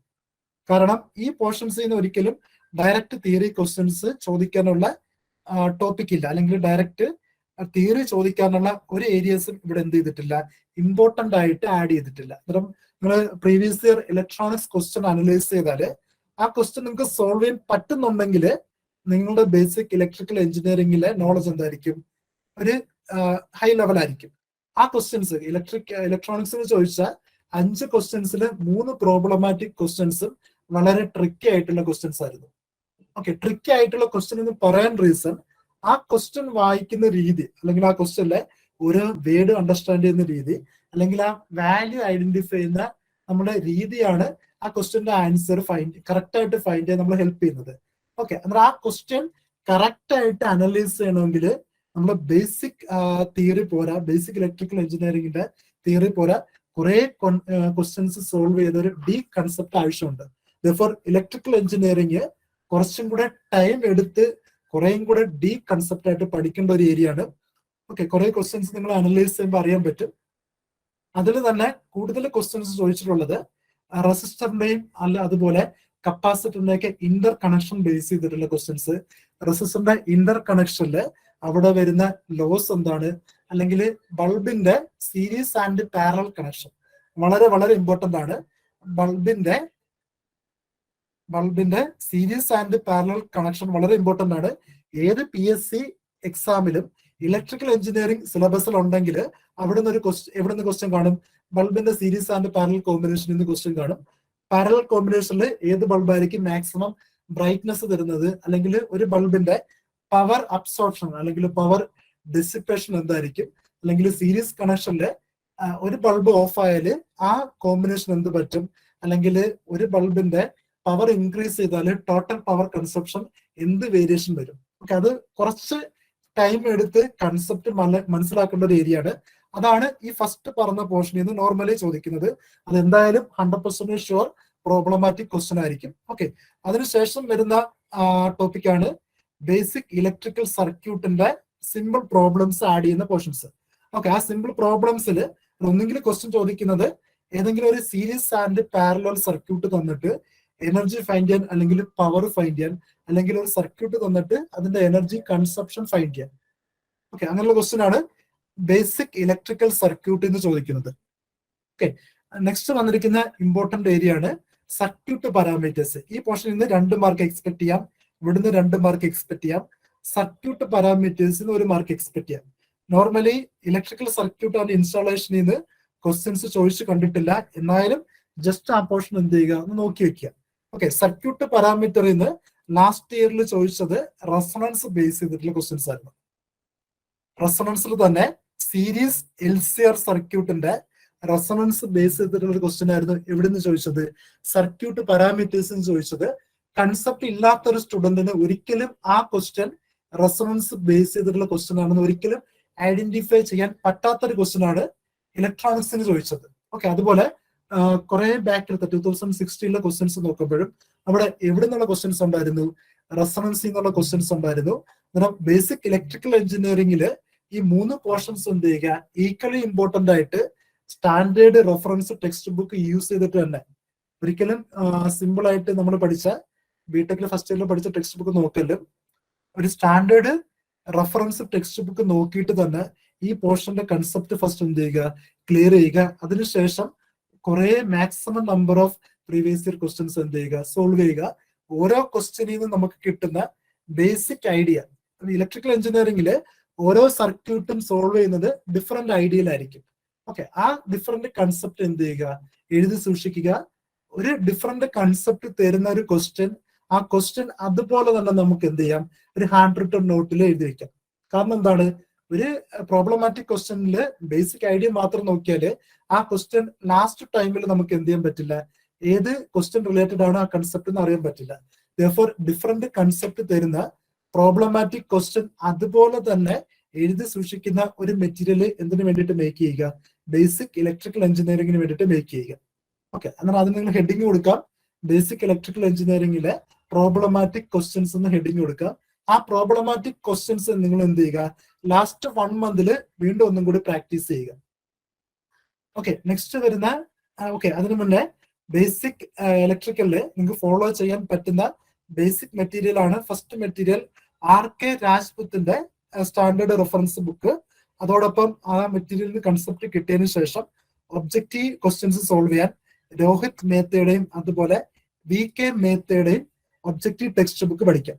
ഓക്കെ, അതിന്റെ കൂടെ കുറച്ചും കൂടി നമ്പർ ഓഫ് ഒബ്ജക്റ്റീവ് ക്വസ്റ്റ്യൻസ് കുറെ സോൾവ് ചെയ്യാൻ വേണ്ടിയിട്ട് JB ഗുപ്തയുടെ ഇന്റഗ്രേറ്റഡ് കോഴ്സ് ഇലക്ട്രിക്കൽ നിങ്ങൾക്ക് യൂസ് ചെയ്യാം. ഓക്കെ, JB ഗുപ്തയുടെ ഇലക്ട്രിക്കൽ എഞ്ചിനീയറിംഗിൽ വരുന്ന ഒബ്ജക്റ്റീവ് ടെക്സ്റ്റ് ബുക്കിൽ മോർ ദാൻ 10,000 ക്വസ്റ്റ്യൻസ് ഉണ്ട്. ആ മോർ ദാൻ 10,000 ക്വസ്റ്റ്യൻസിൽ ഈ സെയിം പോർഷനിൽ നിന്ന് നമുക്ക് ഒരു മിനിമം 500 ക്വസ്റ്റ്യൻസ് കിട്ടും. ആ 500 ക്വസ്റ്റ്യൻസ് സോൾവ് ചെയ്താല് ഒരിക്കലും നിങ്ങൾക്ക് എന്ത് ചെയ്യത്തില്ല, ഈ ഇലക്ട്രിക്കൽ എഞ്ചിനീയറിംഗിൽ നിന്നുള്ള പ്രോബ്ലമാറ്റിക് ക്വസ്റ്റ്യൻസിന്റെ മാർക്ക് ലൂസ് ആകത്തില്ല. ഓക്കെ, ലാസ്റ്റ് വരുന്ന പോർഷൻ ആണ് ഇലക്ട്രോണിക്സ് എഞ്ചിനീയറിംഗ്. വളരെ ഇമ്പോർട്ടന്റ് ആണ്. കുറെ ടെക്നിക്കൽ ടേംസ് വരുന്നുണ്ട്. മെക്കാനിക്കൽ സിവിൽ സ്റ്റുഡൻസ് ഫെമിലിയറീസ് അല്ലാത്ത കുറെ ടെക്നിക്കൽ ടേംസ് വരുന്ന ഒരു പോർഷൻ ആണത് ബേസിക് ഇലക്ട്രോണിക്സ് എഞ്ചിനീയറിംഗ്. ഓക്കെ, ഇതിൽ വരുന്ന തിയറി പോർഷൻസ് വളരെ സിമ്പിൾ ആണ്. പക്ഷെ ചോദിക്കുന്ന ക്വസ്റ്റ്യൻസ് ഒരിക്കലും ഇവിടുന്ന് തന്നെ ആണെന്ന് ഉറപ്പ് പറയാൻ പറ്റില്ല. കാരണം മെക്കാനിക്കൽ സിവിൽ സ്റ്റുഡൻസ് നോക്കുമ്പോൾ നമ്മളിവിടെ ഫസ്റ്റ് നോക്കുന്ന എന്തായിരിക്കും, ഈ ടേംസ് ആയിരിക്കും. പാസീവ് ഡിവൈസ് എന്ന് പറയുന്ന ടേം ആയിരിക്കും. നമുക്കറിയില്ല ഏതൊക്കെ നമ്പർ ഓഫ് പാസീവ് ഡിവൈസ് ഉണ്ട്, അല്ലെങ്കിൽ ഏതൊക്കെ പാസീവ് ഡിവൈസ് എന്നുള്ള ക്വസ്റ്റ്യൻ നമുക്ക് എക്സ്പെക്ട് ചെയ്യാൻ പറ്റുമെന്ന് ഒരിക്കലും നമുക്ക് എന്ത് ചെയ്യാൻ പറ്റില്ല. ആ സിലബസിൽ ആഡ് ചെയ്തിരിക്കുന്ന ആ സെന്റൻസ് അല്ലെങ്കിൽ ആ വേർഡിൽ നിന്ന് മനസ്സിലാകത്തില്ല. ഓക്കെ, അന്നേരം ഒരു ഇലക്ട്രോണിക് സ്റ്റുഡൻസ് എങ്ങനെയാണോ ഈ സിലബസിനെ കവർ ചെയ്യുന്നത്, അല്ലെങ്കിൽ ഈ സിലബസിനെ എങ്ങനെയാണോ അനലൈസ് ചെയ്യുന്നത്, അതേ സെയിം രീതിയിൽ തന്നെ എന്ത് ചെയ്യുക, നോൺ ഇലക്ട്രോണിക് സ്റ്റുഡൻസ് അപ്രോച്ച് ചെയ്യുക. ഓക്കെ, അങ്ങനെ അപ്രോച്ച് ചെയ്യണമെങ്കിൽ അല്ലെങ്കിൽ ഓരോ മെറ്റീരിയലിലും അല്ലെങ്കിൽ ഓരോ പോർഷനിലും ഏതൊക്കെ ഡീപ്പ് ആയിട്ടുള്ള കൺസെപ്റ്റ് വരുന്നുണ്ടെന്ന് അറിയണമെങ്കിൽ നമ്മൾ എന്ത് ചെയ്യണം, ഫസ്റ്റ് നോക്കേണ്ടത് ഒരു സ്റ്റാൻഡേർഡ് റെഫറൻസ് ടെക്സ്റ്റ് ബുക്ക് ആയിരിക്കും. ഓക്കെ, ആ സ്റ്റാൻഡേർഡ് റെഫറൻസ് ടെക്സ്റ്റ് ബുക്ക് നോക്കിയതിനു ശേഷം ഇതിലെ ഓരോ പോർഷനിലും ഡീപ്പായിട്ട് എന്ത് ചെയ്യുക, പഠിക്കുക. അതിലെ ഓരോ ടെക്നിക്കൽ ടേംസും ഹാൻഡ് റിട്ടൺ നോട്ട്സ് ആയിട്ട് എഴുതി സൂക്ഷിക്കുക. അവിടെ വരുന്ന വാല്യൂസ് നോക്കുക, ആ വാല്യൂസ് എഴുതി നോക്കുക. അതിനുശേഷം പ്രോബ്ലമാറ്റിക് ക്വസ്റ്റ്യൻസ് സോൾവ് ചെയ്യുക. ഓക്കെ, അങ്ങനെ സോൾവ് ചെയ്താൽ ഫുള്ള് സിലബസ് കവർ ആകും. അതിനുശേഷം എന്ത് ചെയ്യുക, പ്രീവിയസ് ഇയർ ക്വസ്റ്റ്യൻസ് സോൾവ് ചെയ്യുക. നോർമലി ആക്റ്റീവ് ആൻഡ് പാസീവ് ഡിവൈസിൽ നിന്നായിരുന്നു ലാസ്റ്റ് ഇയറിൽ മാക്സിമം നമ്പർ ഓഫ് ക്വസ്റ്റ്യൻസ് വന്നിരുന്നത്. ആക്റ്റീവ് ആൻഡ് പാസീവ് ഡിവൈസിൽ നിന്ന് അറൗണ്ട് 3 മാർക്കും ഈ പോർഷനിൽ നിന്ന്, അല്ല 2 മാർക്ക് ഈ പോർഷനിൽ നിന്നായിരുന്നു. അതിനുശേഷം മൈക്രോ കൺട്രോളറിൽ നിന്ന് ഒരു ക്വസ്റ്റ്യൻ ഉണ്ടായിരുന്നു, മൊബൈൽ ടെക്നോളജിയിൽ നിന്ന് ഒരു ക്വസ്റ്റ്യൻ ഉണ്ടായിരുന്നു, UPSC നിന്ന് ഒരു ക്വസ്റ്റ്യൻ ഉണ്ടായിരുന്നു. ഓക്കെ, ലാസ്റ്റ് ഇയർ ഇലക്ട്രോണിക്സില്. അതിന് മുന്നേ ഉള്ള കഴിഞ്ഞ 2016 നടന്ന എക്സാംസില് ഈ 4 പോർഷൻസിലും ഈ വേസ്റ്റ് നമുക്ക് അവോയ്ഡ് ചെയ്യാം. നോർമലി ഈ വേസ്റ്റിന് ചോദിക്കാറില്ല ക്വസ്റ്റ്യൻസ്. ഓക്കെ, റിമൈനിങ് വരുന്ന 5 പോർഷനിൽ നിന്നും ഈക്വൽ വെയിറ്റേജില് സിംഗിൾ മാർക്ക് വെച്ചിട്ടായിരുന്നു എന്ത് ചെയ്തത് ക്വസ്റ്റ്യൻസ് ചോദിച്ചിട്ടുണ്ടായിരുന്നത്. ഓക്കെ, അതില് 90% ക്വസ്റ്റ്യൻസും ആക്റ്റീവ് ആൻഡ് പാസീവ് ഡിവൈസിൽ നിന്ന് ചോദിച്ചിട്ടുള്ളത് റെക്ടിഫയേഴ്സിൽ നിന്നായിരുന്നു. ഡിഫറെന്റ് ടൈപ്സ് ഓഫ് റെക്ടിഫയർ ഉണ്ട്, ഹാഫ് വേവ് റെക്ടിഫയറും അതുപോലെ ഫുൾ വേവ് റെക്ടിഫയറും. ആ ഡിഫറെന്റ് റെക്ടിഫയേഴ്സിന്റെ different parameters like efficiency, transformer utilisation factor, peak inverse voltage, അങ്ങനെ കുറെ സ്റ്റാൻഡേർഡ് ടെർമിനോളജീസ് ഉണ്ട്. ആ ടെക്നിക്കൽ പാരാമീറ്റേഴ്സിന്റെ സ്റ്റാൻഡേർഡ് വാല്യൂസ് നമുക്ക് ഈസി ആയിട്ട് ബൈഹാർട്ട് ചെയ്യുന്നേ ഉള്ളൂ. ആ സ്റ്റാൻഡേർഡ് വാല്യൂസ് ആണ് മിക്കവാറും എല്ലാ എക്സാംസിലും ഈ പോർഷനിൽ നിന്ന് എന്ത് ചെയ്യുന്നത് ഡയറക്റ്റ് സ്ട്രേറ്റ് ഫോർവേഡ് ആയിട്ട് ചോദിക്കുന്നത്. ഓക്കെ, അന്നേരം ഏറ്റവും ഇമ്പോർട്ടന്റ് ആയിട്ട് നോക്കേണ്ടത് റെക്ടിഫയേഴ്സ് ആണ്. അതിനുശേഷം നോക്കേണ്ടത് സ്വിച്ചസ് ആണ്. സ്വിച്ചസിൽ നിന്ന് നോർമലി ചോദിക്കുന്നത് ഡിഫറെന്റ് സ്വിച്ചസിന്റെ ഡയഗ്രാം തന്നിട്ട് അത് ഏത് സ്വിച്ച് ആണെന്ന് ഐഡന്റിഫൈ ചെയ്യാനുള്ള ക്വസ്റ്റ്യൻസ് ആണ്. ഓക്കെ, മൈക്രോ കൺട്രോളറിൽ നിന്ന് ചോദിക്കുന്നത് മൈക്രോ കൺട്രോളർ വരുന്ന ഡിഫറെന്റ് ഫങ്ഷണൽ യൂണിറ്റ്സ് എന്താണ്, ആ ഓരോ ഫങ്ഷണൽ യൂണിറ്റ് തന്നിട്ട് അത് ഏത് ആപ്ലിക്കേഷൻ ആയിരിക്കും യൂസ് ചെയ്യുന്നത്, അല്ലെങ്കിൽ മൈക്രോ കൺട്രോളറിന്റെ ഏതെങ്കിലും ബേസിക് വോൾട്ടേജ് ലെവലോ അല്ലെങ്കിൽ അതിന്റെ ക്ലോക്ക് ഫ്രീക്വൻസിയോ അങ്ങനെയുള്ള ഡയറക്റ്റ് സ്ട്രേറ്റ് ഫോർവേഡ് ക്വസ്റ്റ്യൻസ് ആയിരിക്കും. ഓക്കെ, മൊബൈൽ ടെക്നോളജിയിൽ ഇവിടെ CDMA ആൻഡ് GSM മാത്രമേ ആഡ് ചെയ്തിട്ടുള്ളൂ. അതല്ലാണ്ട് നിങ്ങൾ പഠിക്കേണ്ട ഒരു പോർഷൻ ഉണ്ട്, മൾട്ടിപ്പിൾ ആക്സസ് ടെക്നോളജി. ഇത് വളരെ വളരെ ഇമ്പോർട്ടന്റ് ആണ്. ഓക്കെ, സിലബസിൽ ആഡ് ചെയ്തിട്ടുള്ളൊരു പോർഷൻ ആണിത്, multiple access technology. Different types of multiple access technology like frequency division multiple access, അതുപോലെ time division multiple access, wavelength division multiple access, അതുപോലെ സ്പേസ് ഡിവിഷൻ മൾട്ടിപ്പിൾ ആക്സസ്. അങ്ങനെ 4 multiple access ടെക്നോളജിയുടെ basic fundamental പഠിച്ചതിന് ശേഷം മാത്രം എന്ത് നോക്കുക, ഇവിടെ സിലബസിൽ ആഡ് ചെയ്തിട്ടുള്ള CDMA ആൻഡ് GSM ടെക്നോളജി നോക്കുക.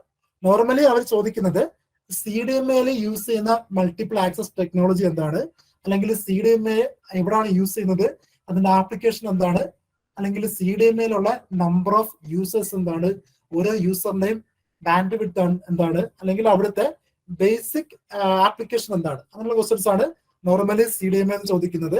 ലാസ്റ്റ് ഇയേഴ്സ് എക്സാംസിലും അത് തന്നെയായിരുന്നു ചോദിച്ചിട്ടുള്ളത്. GSM ലാസ്റ്റ് ഇയർ ഇലക്ട്രോണിക്സിൽ ചോദിച്ചിട്ടുള്ളത് GSM യൂസ് ചെയ്യുന്ന മൾട്ടിപ്പിൾ ആക്സസ് ടെക്നോളജി എന്താണത്. ഓക്കെ, ഡയറക്റ്റ് ക്വസ്റ്റ്യൻ ആയിരുന്നു. പക്ഷെ മൾട്ടിപ്പിൾ ആക്സസ് ടെക്നോളജി എന്താണെന്ന് അറിഞ്ഞൂടാത്ത ഒരാൾക്ക് ആ ക്വസ്റ്റ്യൻ എന്ത് ചെയ്യാൻ പറ്റത്തുള്ളൂ, ബൈഹാർട്ട് ചെയ്യാനേ പറ്റത്തുള്ളൂ. ഓക്കെ, അന്നേരം മൾട്ടിപ്പിൾ ആക്സസ് ടെക്നോളജി നോക്കുക, അതിനുശേഷം എന്ത് നോക്കുക, മൊബൈൽ ടെക്നോളജി എന്താണെന്ന് നോക്കുക. ഓക്കെ, ഇൻവേർട്ടേഴ്സിൽ അവർ നോർമലി ആഡ് ചെയ്തിരിക്കുന്നത് ഓൺലൈൻ ആൻഡ് ഓഫ്ലൈൻ ഇൻവേർട്ടേഴ്സ് ആണ്. ആ ഓൺലൈൻ ആൻഡ് ഓഫ്ലൈൻ ഇൻവേർട്ടേഴ്സിന്റെ വർക്കിംഗ് തമ്മിലുള്ള ഡിഫറൻസ് നോക്കിയാൽ തന്നെ അവിടെ നിന്ന് ചോദിക്കുന്ന ക്വസ്റ്റ്യൻ എന്ത് ചെയ്യാൻ പറ്റും, ഈസി ആയിട്ട് ഫൈൻഡ് ചെയ്യാൻ പറ്റും. നോർമലി ചോദിക്കുന്നത് ഓൺലൈൻ ആൻഡ് ഓഫ്ലൈൻ UPSൽ വരുന്ന ഡിഫറെന്റ് കമ്പോണൻസ് എന്താണ്, ആ ഡിഫറെന്റ് കമ്പോണൻസ് തമ്മിലുള്ള അഡ്വാൻറ്റേജ് എന്താണ്, അല്ലെങ്കിൽ ആ രണ്ട് UPSനെ എങ്ങനെയാണ് ഡിഫറൻഷിയേറ്റ് ചെയ്യുന്നത്. ഓക്കെ, അല്ലെങ്കിൽ അതിന്റെ ഏതെങ്കിലും ആപ്ലിക്കേഷൻ ബേസ് ചെയ്തിട്ടുള്ള ക്വസ്റ്റ്യൻസ് ആണ് ഇവിടുന്ന് ചോദിക്കുന്നത്. ഓക്കെ, ഇലക്ട്രോണിക്സിൽ നമുക്ക് ഫോളോ ചെയ്യാൻ പറ്റുന്ന ബേസിക് ടെക്സ്റ്റ് ബുക്സ് ആണ്. ഫസ്റ്റ് JB ഗുപ്തയുടെ integrated course in electronics and engineering. അവിടെ കുറച്ച് തിയറി പോർഷൻസ് മാത്രമേ ഉള്ളൂ, പക്ഷെ കുറെ നമ്പർ ഓഫ് ഒബ്ജക്റ്റീവ് ക്വസ്റ്റ്യൻസ് നമുക്ക് ഫൈൻഡ് ചെയ്യാൻ പറ്റും. ഡിഫറെന്റ് കോമ്പറ്റേറ്റീവ് എക്സാംസിൽ ചോദിച്ചിട്ടുള്ള ലാർജ് കളക്ഷൻ ഓഫ് ക്വസ്റ്റ്യൻസ് എവിടെ നിന്ന് കിട്ടും, JB ഗുപ്തയിൽ നിന്ന് കിട്ടും. ഓക്കെ, അതിനുശേഷം JB ഗുപ്തയുടെ തന്നെ question bank in electronics and കമ്മ്യൂണിക്കേഷനിൽ വരുന്ന more than 12,000 objective questions add ചെയ്തിട്ടുള്ള ഒരു ടെക്സ്റ്റ് ബുക്ക് ഉണ്ട്. ആ ടെക്സ്റ്റ് ബുക്ക് എടുത്തതിന് ശേഷം ഇതിലെ ഓരോ പോർഷൻസിലും വരുന്ന ഒബ്ജക്റ്റീവ് ക്വസ്റ്റ്യൻസ് എന്ത് ചെയ്യുക, സോൾവ് ചെയ്യുക. ഓക്കെ, ഇലക്ട്രോണിക്സിൽ നമുക്ക് അല്ലാണ്ട് തന്നെ ടെക്സ്റ്റ് ബുക്കിൽ അല്ലാണ്ട് തന്നെ ഒബ്ജക്റ്റീവ് ക്വസ്റ്റ്യൻസ് കിട്ടുന്ന 3 വെബ്സൈറ്റ്സ് ആണ് ഇതൊക്കെ. ഫസ്റ്റ് ടെക്സ്റ്റ് ബുക്ക്, ഇന്ത്യ ബിക്സ്, അതുപോലെ എക്സാം വേദ. ഇത് പറയാനുള്ള റീസൺ ഇപ്പം കഴിഞ്ഞ ടെലികമ്മ്യൂണിക്കേഷൻ എക്സാംസിൽ പോലും ഈ 3 വെബ്സൈറ്റിൽ നിന്നുള്ള കുറെ ക്വസ്റ്റ്യൻസ് എന്ത് ചെയ്തിട്ടുണ്ടായിരുന്നു, റിപ്പീറ്റ് ചെയ്തിട്ടുണ്ടായിരുന്നു. അതുപോലെ last year electronics polytechnic lecture എക്സാംസിലും കുറെ ക്വസ്റ്റ്യൻസ് അവർ ഡയറക്റ്റ് പിക്ക് ചെയ്തിട്ടുള്ളത് ഈ 3 വെബ്സൈറ്റിൽ നിന്നായിരുന്നു.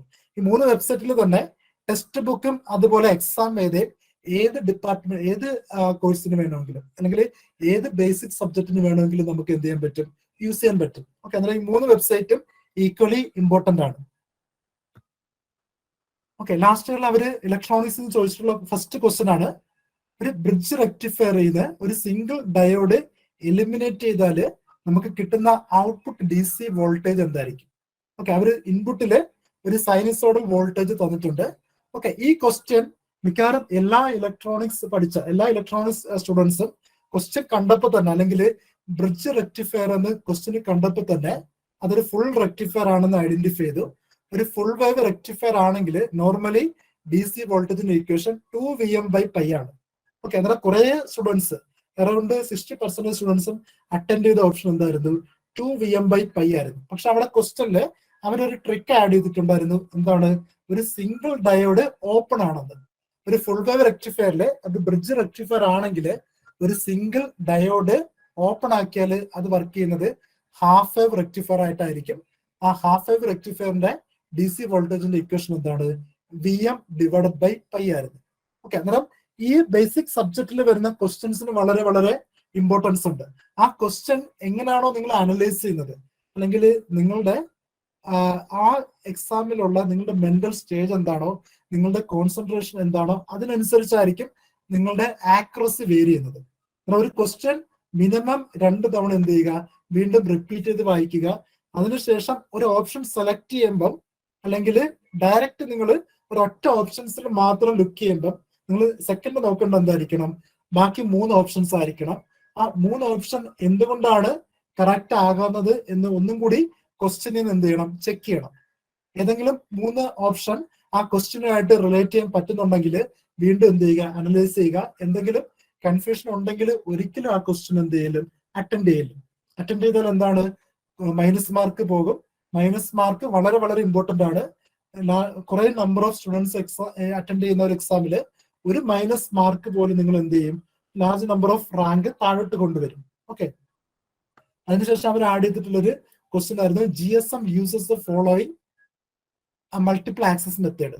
ഓക്കെ, അന്നേരം ഇങ്ങനെയുള്ള ഒരു ക്വസ്റ്റ്യൻ ഞാനിവിടെ ആഡ് ചെയ്യാൻ റീസൺ, മിക്കവാറും എല്ലാ ഇന്റർനെറ്റ് സോഴ്സിലും GSM യൂസ് ചെയ്യുന്ന മൾട്ടിപ്പിൾ ആക്സസ് മെത്തേഡ് കൊടുത്തിട്ടുള്ളത് TDMA എന്നാണ്, ടൈം ഡിവിഷൻ മൾട്ടിപ്പിൾ ആക്സസ് എന്നാണ്. ഓക്കെ, അന്നേരം മിക്കവാറും എല്ലാ സ്റ്റുഡൻസും അറ്റൻഡ് ചെയ്തത് എന്താണ്? TDMA ആണ്. പക്ഷെ ഓപ്ഷൻസിൽ അല്ല, കീ വന്നപ്പോൾ, BSc കീ വന്നപ്പം കറക്റ്റ് ആൻസർ ആയിട്ട് കൊടുത്തിരുന്നത് combination of FDMA and TDMA ആണ്. ആക്ച്വലി അതാണ് correct answer. Only standard reference text ബുക്കിൽ മാത്രമാണ് അതിനെക്കുറിച്ചുള്ള കൺസെപ്റ്റ് കൊടുത്തിട്ടുള്ളത്. അതുകൊണ്ടാണ് നമ്മൾ പറയുന്നത് എല്ലാ ബേസിക് എഞ്ചിനീയറിംഗ് സബ്ജക്റ്റിലും ഫസ്റ്റ് നിങ്ങൾ ഫോളോ ചെയ്യേണ്ടത് എന്തായിരിക്കണം?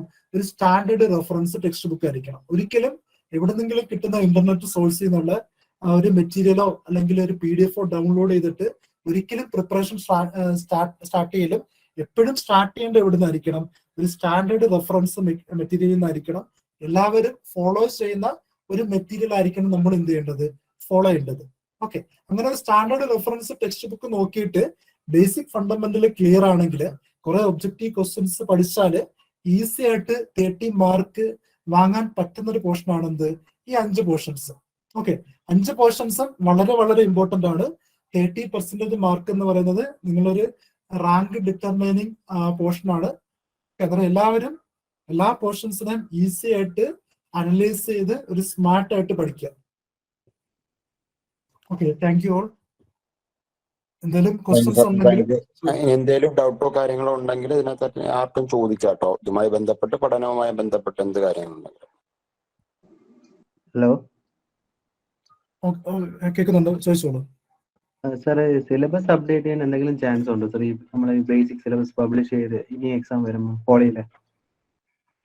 ഓക്കെ, ഒരിക്കലും നമ്മൾ സിലബസ് വരുന്നവരെ വെയിറ്റ് ചെയ്യലും. സിലബസ് വരുന്നവരെ വെയിറ്റ് ചെയ്താല് നമുക്ക് പോകുന്നത് കുറെ ടൈം ആയിരിക്കും. എല്ലാ ഫണ്ടമെന്റൽ എക്സാംസിലും ഏത് സബ്ജക്ട് എടുത്താലും അതിന് ചോദിക്കുന്ന കുറെ കോർ ഏരിയസ് കാണും. പോളിടെക്നിക് ഇലക്ട്രോണിക്സ് എക്സാം എടുത്താൽ, അല്ലെങ്കിൽ ഇലക്ട്രിക്കൽ എക്സാം എടുത്താല് അവർ പറഞ്ഞിരിക്കുന്ന ക്വാളിഫിക്കേഷൻ ക്രൈറ്റീരിയ എന്താണ്? ബിടെക് ഇൻ ഇലക്ട്രിക്കൽ ആണ്. ദെയർഫോർ ബിടെക് ഇൻ ഇലക്ട്രിക്കൽ ആണെങ്കിൽ ഒരിക്കലും ബിടെക്കിന്റെ കോർ സബ്ജക്ട് ആഡ് ചെയ്യേണ്ട ഒരിക്കലും അവരെന്ത് ചെയ്യത്തില്ല? സിലബസ് പ്രിപ്പയർ ചെയ്യത്തില്ല. ദെയർഫോർ ഒരിക്കലും മെയിൻ സിലബസ് ഏകദേശം എക്സാം അറൌണ്ട് 3 മന്തോ അല്ലെങ്കിൽ 4 മന്തോ ബിഫോർ ആയിരിക്കും വരുന്നത്. അത്രയും നാളെ നിങ്ങൾ വെയിറ്റ് ചെയ്താല് നിങ്ങൾ ലൂസ് ആകുന്ന എന്തായിരിക്കും? കുറെ ടൈം ആയിരിക്കും. നിങ്ങളുടെ ഒരു ബെസ്റ്റ് ഓപ്പർച്യൂണിറ്റി ആയിരിക്കും നിങ്ങൾ എന്ത് ചെയ്യുന്നത്? ലൂസ് ആക്കുന്നത്. ഓക്കെ സാർ, ബേസിക് സബ്ജക്ട്സിന്റെ സിലബസ് മാറാൻ ചാൻസ് ഉണ്ടോ സാർ? ബാക്കി കോർ അല്ല, basic subjects, other subjects. Okay, basic സബ്ജക്റ്റിന് മാറാൻ ചാൻസ് ഉണ്ടെന്ന് പറയാം. കാരണം ഈ 5 സബ്ജക്റ്റിന്റെ വെയിറ്റേജ് നമ്മൾ ഇപ്പൊ ഇവിടെ ഡിസ്കസ് ചെയ്തത് based on previous year question ആണ്. ഓക്കെ, ആ പ്രീവിയസ് ഇയർ ക്വസ്റ്റ്യൻ 2021 ഇലക്ട്രോണിക്സിൽ നിന്ന് ചോദിച്ചിട്ടുള്ളത് എങ്ങനെയായിരുന്നു? മാത്സിൽ നിന്ന് 10 ക്വസ്റ്റ്യൻ, ബാക്കി സബ്ജക്റ്റിൽ നിന്ന് 5 ക്വസ്റ്റ്യൻസ് വെച്ചിട്ടായിരുന്നു. ഓക്കെ, അന്നേരം ആ എക്സാം നോട്ടിഫിക്കേഷനോട് കൂടി തന്നെ അടുത്ത് വരുന്ന എക്സാംസ് ആയതുകൊണ്ട് നമ്മൾ എക്സ്പെക്ട് ചെയ്യുന്നു 80% ആ സെയിം സിലബസ് തന്നെ ആയിരിക്കും എക്സ്പെക്ട് ചെയ്യുന്നു. വലിയ ചേഞ്ചസ് വരാൻ ചാൻസ് ഇല്ല, എന്നാലും ഒരു മിനിമം ചേഞ്ചസ് വരാൻ ചാൻസ് ഇല്ലെന്ന് നമുക്ക് പറയാൻ പറ്റില്ല.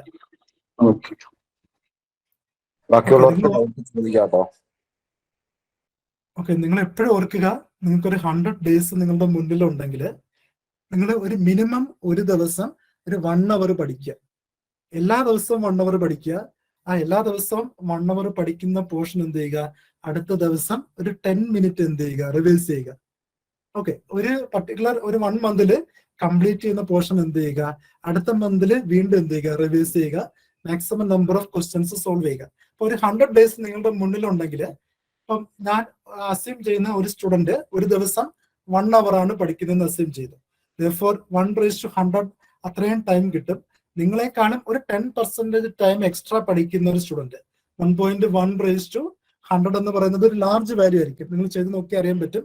1.1:100 എന്താണ്? ലാർജ് വാല്യൂ ആണ്. എന്ന് പറഞ്ഞാല് ഒരു ലാർജ് പീരീഡ് ഓഫ് ടൈമില് ഏതെങ്കിലും ഒരു സ്റ്റുഡന്റ് നിങ്ങളെക്കാളും ഒരു 10% ടൈം എക്സ്ട്രാ പഠിക്കുന്നുണ്ടെങ്കിൽ നിങ്ങൾ അവരെക്കാളും ഫൈനൽ ടൈമിൽ കുറെ ബാക്കിലായിരിക്കും. ഓക്കെ, ആ ഫൈനൽ ടൈമിലുള്ള ഡിസ്റ്റൻസ് ഒരിക്കലും ഒരു വിത്തിൻ എ ഷോർട്ട് ടൈം നിങ്ങൾക്ക് എന്ത് ചെയ്യാൻ പറ്റില്ല, കവർ ചെയ്യാൻ പറ്റില്ല. അതുകൊണ്ട് നിങ്ങൾ എന്ത് ചെയ്യുക, എത്രയും പെട്ടെന്ന് സ്റ്റാർട്ട് ചെയ്യുക. ഇയർലി സ്റ്റാർട്ടിങ് മാത്രമേ ഒരു ബെസ്റ്റ് എൻഡിങ്ങിൽ നമുക്ക് എൻഡ് ചെയ്യാൻ പറ്റുമെന്ന് നമുക്ക് എക്സ്പെക്ട് ചെയ്യാൻ പറ്റത്തുള്ളൂ. സർ, ഇപ്പോഴത്തെ വേക്കൻസി രണ്ട് വേക്കൻസി എന്ന് പറഞ്ഞിട്ടൊക്കെ ഇലക്ട്രിക്കലി കിടക്കുന്നത്, അത് മാറാൻ ചാൻസ് ഉണ്ടോ? ഓക്കെ, മിക്കവാറും എല്ലാ എക്സാംസിലും നോട്ടിഫിക്കേഷൻ വരുന്ന സമയത്ത് എത്ര നമ്പർ ഓഫ് വേക്കൻസീസ് ഉണ്ടോ അതിന് ബേസ് ചെയ്തിട്ടായിരിക്കും വേക്കൻസീസ് പറയുന്നത്. തിരിച്ച് ആ നോട്ടിഫിക്കേഷൻ വരുന്നത് കഴിഞ്ഞുള്ള ടോട്ടൽ അഡ്വൈസ് നടക്കുന്നവരുള്ള ടൈമിൽ എത്ര നമ്പർ ഓഫ് വേക്കൻസീസ് ഉണ്ടോ അത്രയും അഡ്വൈസസ് നടക്കാറുണ്ട്. ഇപ്പൊ ഒരിക്കലും നമുക്ക് ആദ്യത്തെ വേക്കൻസി കണ്ടിട്ട് ഇത്രയും ഇതുമായിട്ട് റിലേറ്റ് ചെയ്തിട്ടുള്ള നമ്പർ ആയിരിക്കും ഇത് ഒരിക്കലും എന്ത് ചെയ്യാൻ പറ്റില്ല, പ്രെഡിക്റ്റ് ചെയ്യാൻ പറ്റത്തില്ല. ഇപ്പം ഇലക്ട്രിക്കലിനൊക്കെ അറൌണ്ട് എബവ് 100 അഡ്വൈസസ് നടന്നിട്ടുണ്ട്. ഇലക്ട്രിക്കലിനും നോട്ടിഫിക്കേഷൻ വന്ന ടൈമിൽ എന്തായിരുന്നു, അറൌണ്ട് 10 ആയിരുന്നു നമ്പർ ഓഫ് വേക്കൻസീസ്. ഓക്കെ, അതുപോലെ ഇലക്ട്രോണിക്സിന് അറൌണ്ട് 16 ആയിരുന്നു നമ്പർ ഓഫ് വേക്കൻസീസ്. ഇപ്പം അറൌണ്ട് 70 ആയിട്ടുണ്ട്. ഓക്കെ, ഇനിയും 3 വർഷം കിടപ്പുണ്ട്. ഓക്കെ, അന്നേരം ആ ലാർജ് ഡ്യൂറേഷൻ ഉള്ളത് കൊണ്ട് ഒരിക്കലും നമുക്ക് പറയാൻ പറ്റില്ല ഫസ്റ്റ് വരുന്ന വേക്കൻസിയുടെ അടുത്തായിരിക്കും ടോട്ടൽ അഡ്വൈസ് നടക്കുന്നത്. ഒരു ലാർജ് ഡിഫറൻസ് എന്തായാലും കാണും. സർ, ഈ മെക്കാനിക്കലിന് നമുക്ക് ഒബ്ജക്റ്റീവ് ക്വസ്റ്റ്യൻസ് കൂടുതൽ കിട്ടുന്ന ഒരു ടെക്സ്റ്റ് ഒന്ന് പറയാൻ പറ്റുമോ? ഓക്കെ, നമ്മൾ ഇവിടെ സ്ലൈഡിൽ ഇൻക്ലൂഡ് ചെയ്തിട്ടുള്ള ടെക്സ്റ്റ് ബുക്കാണ് കുർമിയുടെ objective mechanical engineering text book.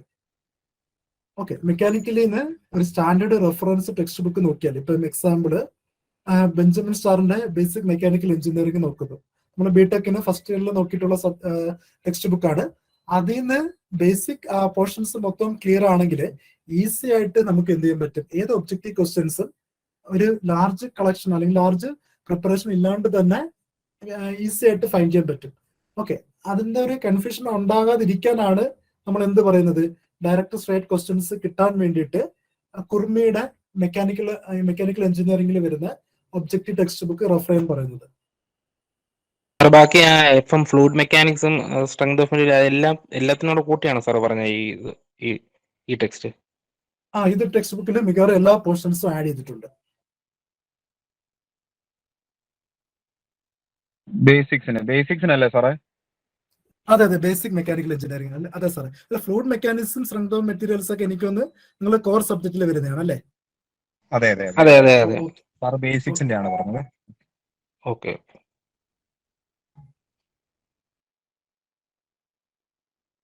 Okay, മറ്റാർക്കെങ്കിലും എന്തെങ്കിലും ഡൗട്ട് ഉണ്ടോ? നമുക്ക് സെക്ഷൻസ് വൈൻഡ് അപ്പ് ചെയ്യാമായിരുന്നു. ഓക്കെ, അപ്പം ഞാൻ പറഞ്ഞോളൂ, കുറച്ച് ലേറ്റ് ആയി കയറി പോകാനേ, അവസാന ഘട്ടത്തിൽ എത്താൻ പറ്റിയത്. നമുക്ക് ഇതിന്റെ റെക്കോർഡഡ് വീഡിയോ കിട്ടുമോ? എന്താ ചാനലിൽ ഇടുമോ? യൂട്യൂബ് ചാനലിൽ റെക്കോർഡഡ് വീഡിയോ ഉണ്ട്, റെക്കോർഡഡ് വീഡിയോ പ്രൊവൈഡ് ചെയ്യുന്നതായിരിക്കും കേട്ടോ. പേഴ്സണലി എല്ലാവർക്കും അയച്ചുതരാം. ഓക്കെ, ഈ ലിങ്കിൽ ഒന്ന് കുറച്ച് നമ്മുടെ യൂട്യൂബ് ചാനലിൽ ഇത് അപ്ലോഡ് ചെയ്യുകയും ചെയ്യും. NS അക്കാഡമിയുടെ യൂട്യൂബ് ചാനലിൽ ഇത് അപ്ലോഡ് ചെയ്യുകയും ചെയ്യും. ഓക്കെ ഓക്കെ എന്താ പറയുക, ഞങ്ങൾ അവസാനം എത്തിയതാണ്, അപ്പൊ എന്റെ കാര്യങ്ങൾ കേൾക്കാൻ പറ്റില്ല. ഓക്കെ ഓക്കെ ഓക്കെ സർ ഇതിന്റെ ഹലോ പറഞ്ഞോളൂ. സാർ ഇതിന്റെ നമ്മളിപ്പോ ഈ പോളിടെക്നിക് ലെക്ചർ വരുമ്പോ ഓരോ ഇപ്പൊ ഇലക്ട്രിക്കലിനാണെങ്കിൽ ഈ ബേസിക് ഇലക്ട്രിക്കലിന് കുറച്ചും കൂടി ടഫ്, അതുപോലെ തന്നെ ഇപ്പൊ മെക്കാനിക്കലാർക്കാണെങ്കിൽ ബേസിക് മെക്കാനിക്കലിന് ടഫ്, അങ്ങനെ ഉണ്ടാവുമോ? അതോ ജനറൽ ആയിട്ട് ഈ ബേസിക്കിന് ഒരേ ലെവൽ ക്വസ്റ്റ്യൻസ് ആണോ ഉണ്ടാവാറ്? ഓക്കെ അങ്ങനെ ഉണ്ടാകാറുണ്ട് നോർമലി. കാരണം നമ്മൾ പ്രീവിയസ് ഇയർ ക്വസ്റ്റ്യൻസ് അനലൈസ് ചെയ്യുമ്പം ഇലക്ട്രോണിക്സിൽ അവര് ഇലക്ട്രിക്കലിൽ നിന്ന് ചോദിച്ചിട്ടുള്ള ക്വസ്റ്റ്യൻസ് എല്ലാം എന്തായിരുന്നു, കോമൺ ആയിട്ട് ഇലക്ട്രിക്കലിൽ നിന്നും ഇലക്ട്രോണിക്സിൽ നിന്നും വരുന്ന പോർഷൻ ആയിരുന്നു ഇലക്ട്രിക്കലിന് ചോദിച്ചിട്ടുണ്ടായിരുന്നത്. ഓക്കെ, ആ ക്വസ്റ്റ്യൻസ് തന്നെ എന്തായിരുന്നു, ട്രിക്കി ക്വസ്റ്റ്യൻസ് ആയിരുന്നു, പ്രോബ്ലമാറ്റിക് ക്വസ്റ്റ്യൻസ് ആയിരുന്നു. ഒരു ഗേറ്റ് ലെവലിന്റെ അത്രയും വരുന്നില്ലെങ്കിൽ പോലും ഒരു കൺസെപ്റ്റ് ഉള്ള സ്റ്റുഡന്റിന് മാത്രം അറ്റൻഡ് ചെയ്യാൻ പറ്റുന്ന ക്വസ്റ്റ്യൻസ് ആയിരുന്നു എവിടെ നിന്ന് ചോദിച്ചിട്ടുണ്ടായിരുന്നത്, ഇലക്ട്രിക്കലിൽ നിന്ന് ചോദിച്ചിട്ടുണ്ടായിരുന്നത്. അതിന്റെ main reason electronic students first semester മുതൽ ഏകദേശം 6th സെമസ്റ്റർ വരെ എന്തിനെ കുറിച്ച് പഠിക്കുന്നുണ്ട്, ഇലക്ട്രിക്കൽ സർക്യൂട്ട്സിനെ കുറിച്ച് പഠിക്കുന്നുണ്ട്. കാരണം ആ സർക്യൂട്ട്സിന്റെ അനലൈസിങ്ങിലുള്ള അവരുടെ കൺസെപ്റ്റ് അല്ലെങ്കിൽ അവരുടെ എക്സ്പീരിയൻസ് വെച്ചിട്ടാണ് ആ ക്വസ്റ്റ്യൻ പ്രിപ്പയർ ചെയ്തിട്ടുള്ളത്. തിരിച്ച് 2016 നടന്നിട്ടുള്ള മെക്കാനിക്കൽ, സിവിൽ, അതുപോലെ കമ്പ്യൂട്ടർ സയൻസിന്റെ ക്വസ്റ്റ്യൻസ് നോക്കിയാല് ഇലക്ട്രിക്കൽ എഞ്ചിനീയറിംഗിന് ചോദിച്ചിട്ടുള്ള ക്വസ്റ്റ്യൻസ് ഡയറക്റ്റ് സ്ട്രേറ്റ് ഫോർവേഡ് ആയിരുന്നു. ജസ്റ്റ് ഇക്വേഷൻ അപ്ലൈ ചെയ്തിട്ട് കിട്ടുന്ന ക്വസ്റ്റ്യൻസ് ആയിരുന്നു ആ പോർഷനിൽ നിന്ന് ചോദിച്ചിട്ടുണ്ടായിരുന്നത്. ഓക്കെ, അന്നേരം ആ പറഞ്ഞ കാര്യം വളരെ ഇമ്പോർട്ടന്റ് ആണ്. ഇപ്പം ഇലക്ട്രോണിക് സ്റ്റുഡൻസ് എടുത്താല് ബേസിക് ഇലക്ട്രിക്കലിൽ നിന്ന് ചോദിക്കുന്ന അല്ലെങ്കിൽ ബേസിക് ഇലക്ട്രോണിക്സിൽ നിന്ന് ചോദിക്കുന്ന ക്വസ്റ്റ്യൻസ് എന്തായിരിക്കും, ബാക്കി ഡിപ്പാർട്ട്മെന്റിനേക്കാളും കുറച്ചും കൂടി ഡിഫിക്കൽട്ടി ലെവൽ കൂടിയ ക്വസ്റ്റ്യൻസ് ആയിരിക്കും. അതുപോലെ മെക്കാനിക്കൽ എഞ്ചിനീയറിംഗ് സ്റ്റുഡൻസിന് ബേസിക് മെക്കാനിക്കൽ എഞ്ചിനീയറിംഗിന് ചോദിക്കുന്ന ക്വസ്റ്റ്യൻസ് എന്തായിരിക്കും, ബാക്കി ഡിപ്പാർട്ട്മെന്റിനേക്കാളും കുറച്ചും കൂടി ഡിഫിക്കൽട്ടി ലെവൽ അല്ലെങ്കിൽ കുറച്ചും കൂടി കൺസെപ്റ്റ് കൂടിയ ക്വസ്റ്റ്യൻസ് ആയിരിക്കും ചോദിക്കുന്നത്. ഓക്കെ, അത് ഇന്റർവ്യൂവിനാണെങ്കിലും അങ്ങനെ തന്നെയാണ്. ഇന്റർവ്യൂല് നോർമലി ഒരു ക്വസ്റ്റ്യൻ ചോദിക്കുന്നത് based on the qualification and based on the job experience ആണ്. ഓക്കെ, ആ പാറ്റേൺ എവിടെയും നമുക്ക് കാണാൻ പറ്റുന്നുണ്ട്, എക്സാമിലും കാണാൻ പറ്റുന്നുണ്ട്. സർ, കമ്പ്യൂട്ടർ സയൻസിൽ ഏതാണ് സർ കൂടുതൽ ഈ പറഞ്ഞ പോലെ കമ്പ്യൂട്ടർ സയൻസ് ആണെങ്കിൽ ഏതാണ് കുറച്ചുകൂടെ ഡിഫിക്കൽട്ട് ആയിട്ടുള്ള ഏരിയ ബേസിക് എന്ന് വരിക? ഓക്കെ, കമ്പ്യൂട്ടർ സയൻസിൽ ഡിജിറ്റൽ ഇലക്ട്രോണിക്സ് അതുപോലെ അനലോഗ് ഇലക്ട്രോണിക്സ് ഒക്കെ നിങ്ങൾ പഠിക്കുന്നുണ്ട് around 4th, 5th, 6th semester. അതുകൊണ്ട് ഇലക്ട്രോണിക്സിന്റെ ക്വസ്റ്റ്യൻസിനും ഇലക്ട്രിക്കലിന്റെ ക്വസ്റ്റ്യൻസിനും ഒരു മിനിമം സ്റ്റാൻഡേർഡ് നമുക്ക് എക്സ്പെക്ട് ചെയ്യാം. ഓക്കെ, തിരിച്ച് മാത്സില് ഡിഫിക്കൽട്ട് ആയിട്ടുള്ള ക്വസ്റ്റ്യൻസ് ചോദിക്കുന്നത് ഇലക്ട്രിക്കലിനും അതുപോലെ ഇലക്ട്രോണിക്സ് അങ്ങനെയുള്ളതാണ്. സിവിലിലും മെക്കാനിക്കലിലും നിങ്ങൾ പ്രീവിയസ് ഇയർ ക്വസ്റ്റ്യൻസ് അനലൈസ് ചെയ്താൽ കാണാൻ പറ്റും, മാത്സിൽ ചോദിച്ചിട്ടുള്ള ക്വസ്റ്റ്യൻ കുറച്ചും കൂടി എന്തായിരുന്നു, സിമ്പിൾ ആയിരുന്നു. സർ, അതേപോലെ ഇപ്പൊ ഈ GK മാർക്ക് ഇപ്പൊ ഏതിലേക്കാണ് സ്പ്ലിറ്റ് ആയി പോയത് ആക്ച്വലി? മീൻസ് സ്കോറിലേക്കാണോ അതോ? ഇലക്ട്രോണിക്സിൽ GKയുടെ മാർക്ക് സ്പ്ലിറ്റ് ആയിട്ടുണ്ടായിരുന്നത്. മാത്സില് അതിന് മുന്നത്തെ എക്സാമിൽ 5 മാർക്കായിരുന്നു. ഓക്കെ, അതിന് GKയുടെ 5 മാർക്ക് എങ്ങോട്ട് ആഡ് ചെയ്തു, ആ മാത്സിലോട്ട് ആഡ് ചെയ്തു. മാത്സിൽ അതിന് ടോട്ടൽ 10 മാർക്കായി. അതിനുശേഷം 5 മാർക്കില് ടെക്നിക്കൽ ക്വസ്റ്റ്യൻ അല്ലെങ്കിൽ കോർ സബ്ജക്റ്റിൽ വീണ്ടും എന്ത് ചെയ്തു, ഒരു എക്സ്ട്രാ വെയിറ്റേജ് കൊടുത്തു. അങ്ങനെ ടോട്ടൽ ആ GKയിൽ ചോദിക്കുന്ന 10 മാർക്ക് അങ്ങനെ സ്പ്ലിറ്റ് ചെയ്ത് പോയി. ഓക്കെ, അതായത് ഇത് നമ്മൾ ഇപ്പം ഇവിടുത്തെ സിലബസ് നമ്മൾ കവർ ചെയ്തിരിക്കുന്നത് അല്ലെങ്കിൽ ബേസിക് എഞ്ചിനീയറിംഗ് സബ്ജക്റ്റിൽ 4-5 മാർക്ക് നമ്മൾ ഡിവൈഡ് ചെയ്തിരിക്കുന്നത് ബേസ്ഡ് ഓൺ 2021 നടന്ന ഇലക്ട്രോണിക് എക്സാമിന്റെ മാർക്ക് ഡിവിഷനെ ബേസ് ചെയ്തിട്ടാണ്. അവിടെ എന്തില്ലായിരുന്നു, GK ഇല്ലായിരുന്നു. Okay, 30 mark from basic engineering subjects, 70 mark എവിടെ നിന്നായിരുന്നു, കോർ ഇലക്ട്രോണിക് സബ്ജക്ട്സിൽ നിന്നായിരുന്നു. ഓക്കെ, അതേ പാറ്റേൺ തന്നെ ആയിരിക്കും ഈ വരുന്ന എക്സാംസിൽ നമുക്ക് എക്സ്പെക്ട് ചെയ്യാൻ പറ്റുന്നത്. സർ, ടൈമിൽ ചേഞ്ച് ഉണ്ടാവോ സർ? ടോട്ടൽ ടൈമിൽ ഇല്ല, ടോട്ടൽ ടൈമിൽ ചേഞ്ച് ഉണ്ടാകാൻ ചാൻസ് വളരെ വളരെ കുറവാണ്.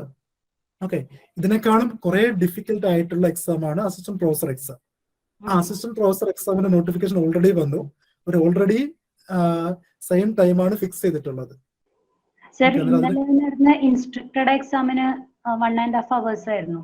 നോർമലി 1:15 അല്ലേ ഉണ്ടാവാറ്, 1.25 മണിക്കൂറല്ലേ ഉണ്ടാവാറ്. അപ്പൊ അങ്ങനെ 1.25 മണിക്കൂറാണ്.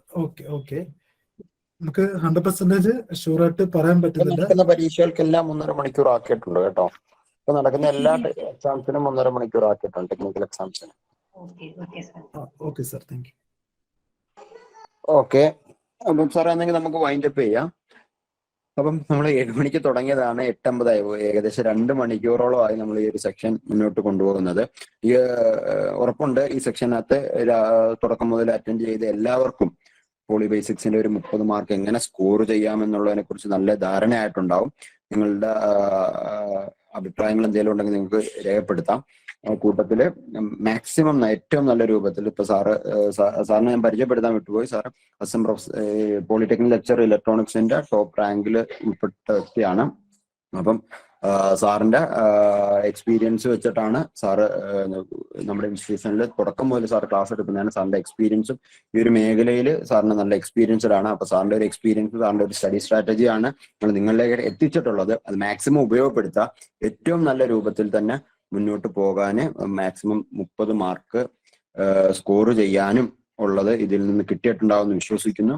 അതങ്ങനെ തന്നെയാണ് എന്നാണ് എന്റെ വിശ്വാസം. അപ്പം എല്ലാവർക്കും പങ്കെടുത്ത എല്ലാവർക്കും എൻഎസ് അക്കാഡമിയുടെ ബിഗ് ലേണിംഗിന്റെ പേരിൽ നന്ദി രേഖപ്പെടുത്തുകയാണ്. And thanks. അതിന്റെ അപ്പുറം ഒരു എക്സാംസിന് ടോപ്പ് റാങ്കിൽ തന്നെ, അരവിന്ദ് സാറിനൊക്കെ പോലെ ടോപ്പ് റാങ്കിൽ തന്നെ എത്തിപ്പെടാൻ എല്ലാവർക്കും കഴിയട്ടെ എന്ന് ആശംസിക്കുകയും പ്രാർത്ഥിക്കുകയും ചെയ്തുകൊണ്ട് നിർത്തുന്നു.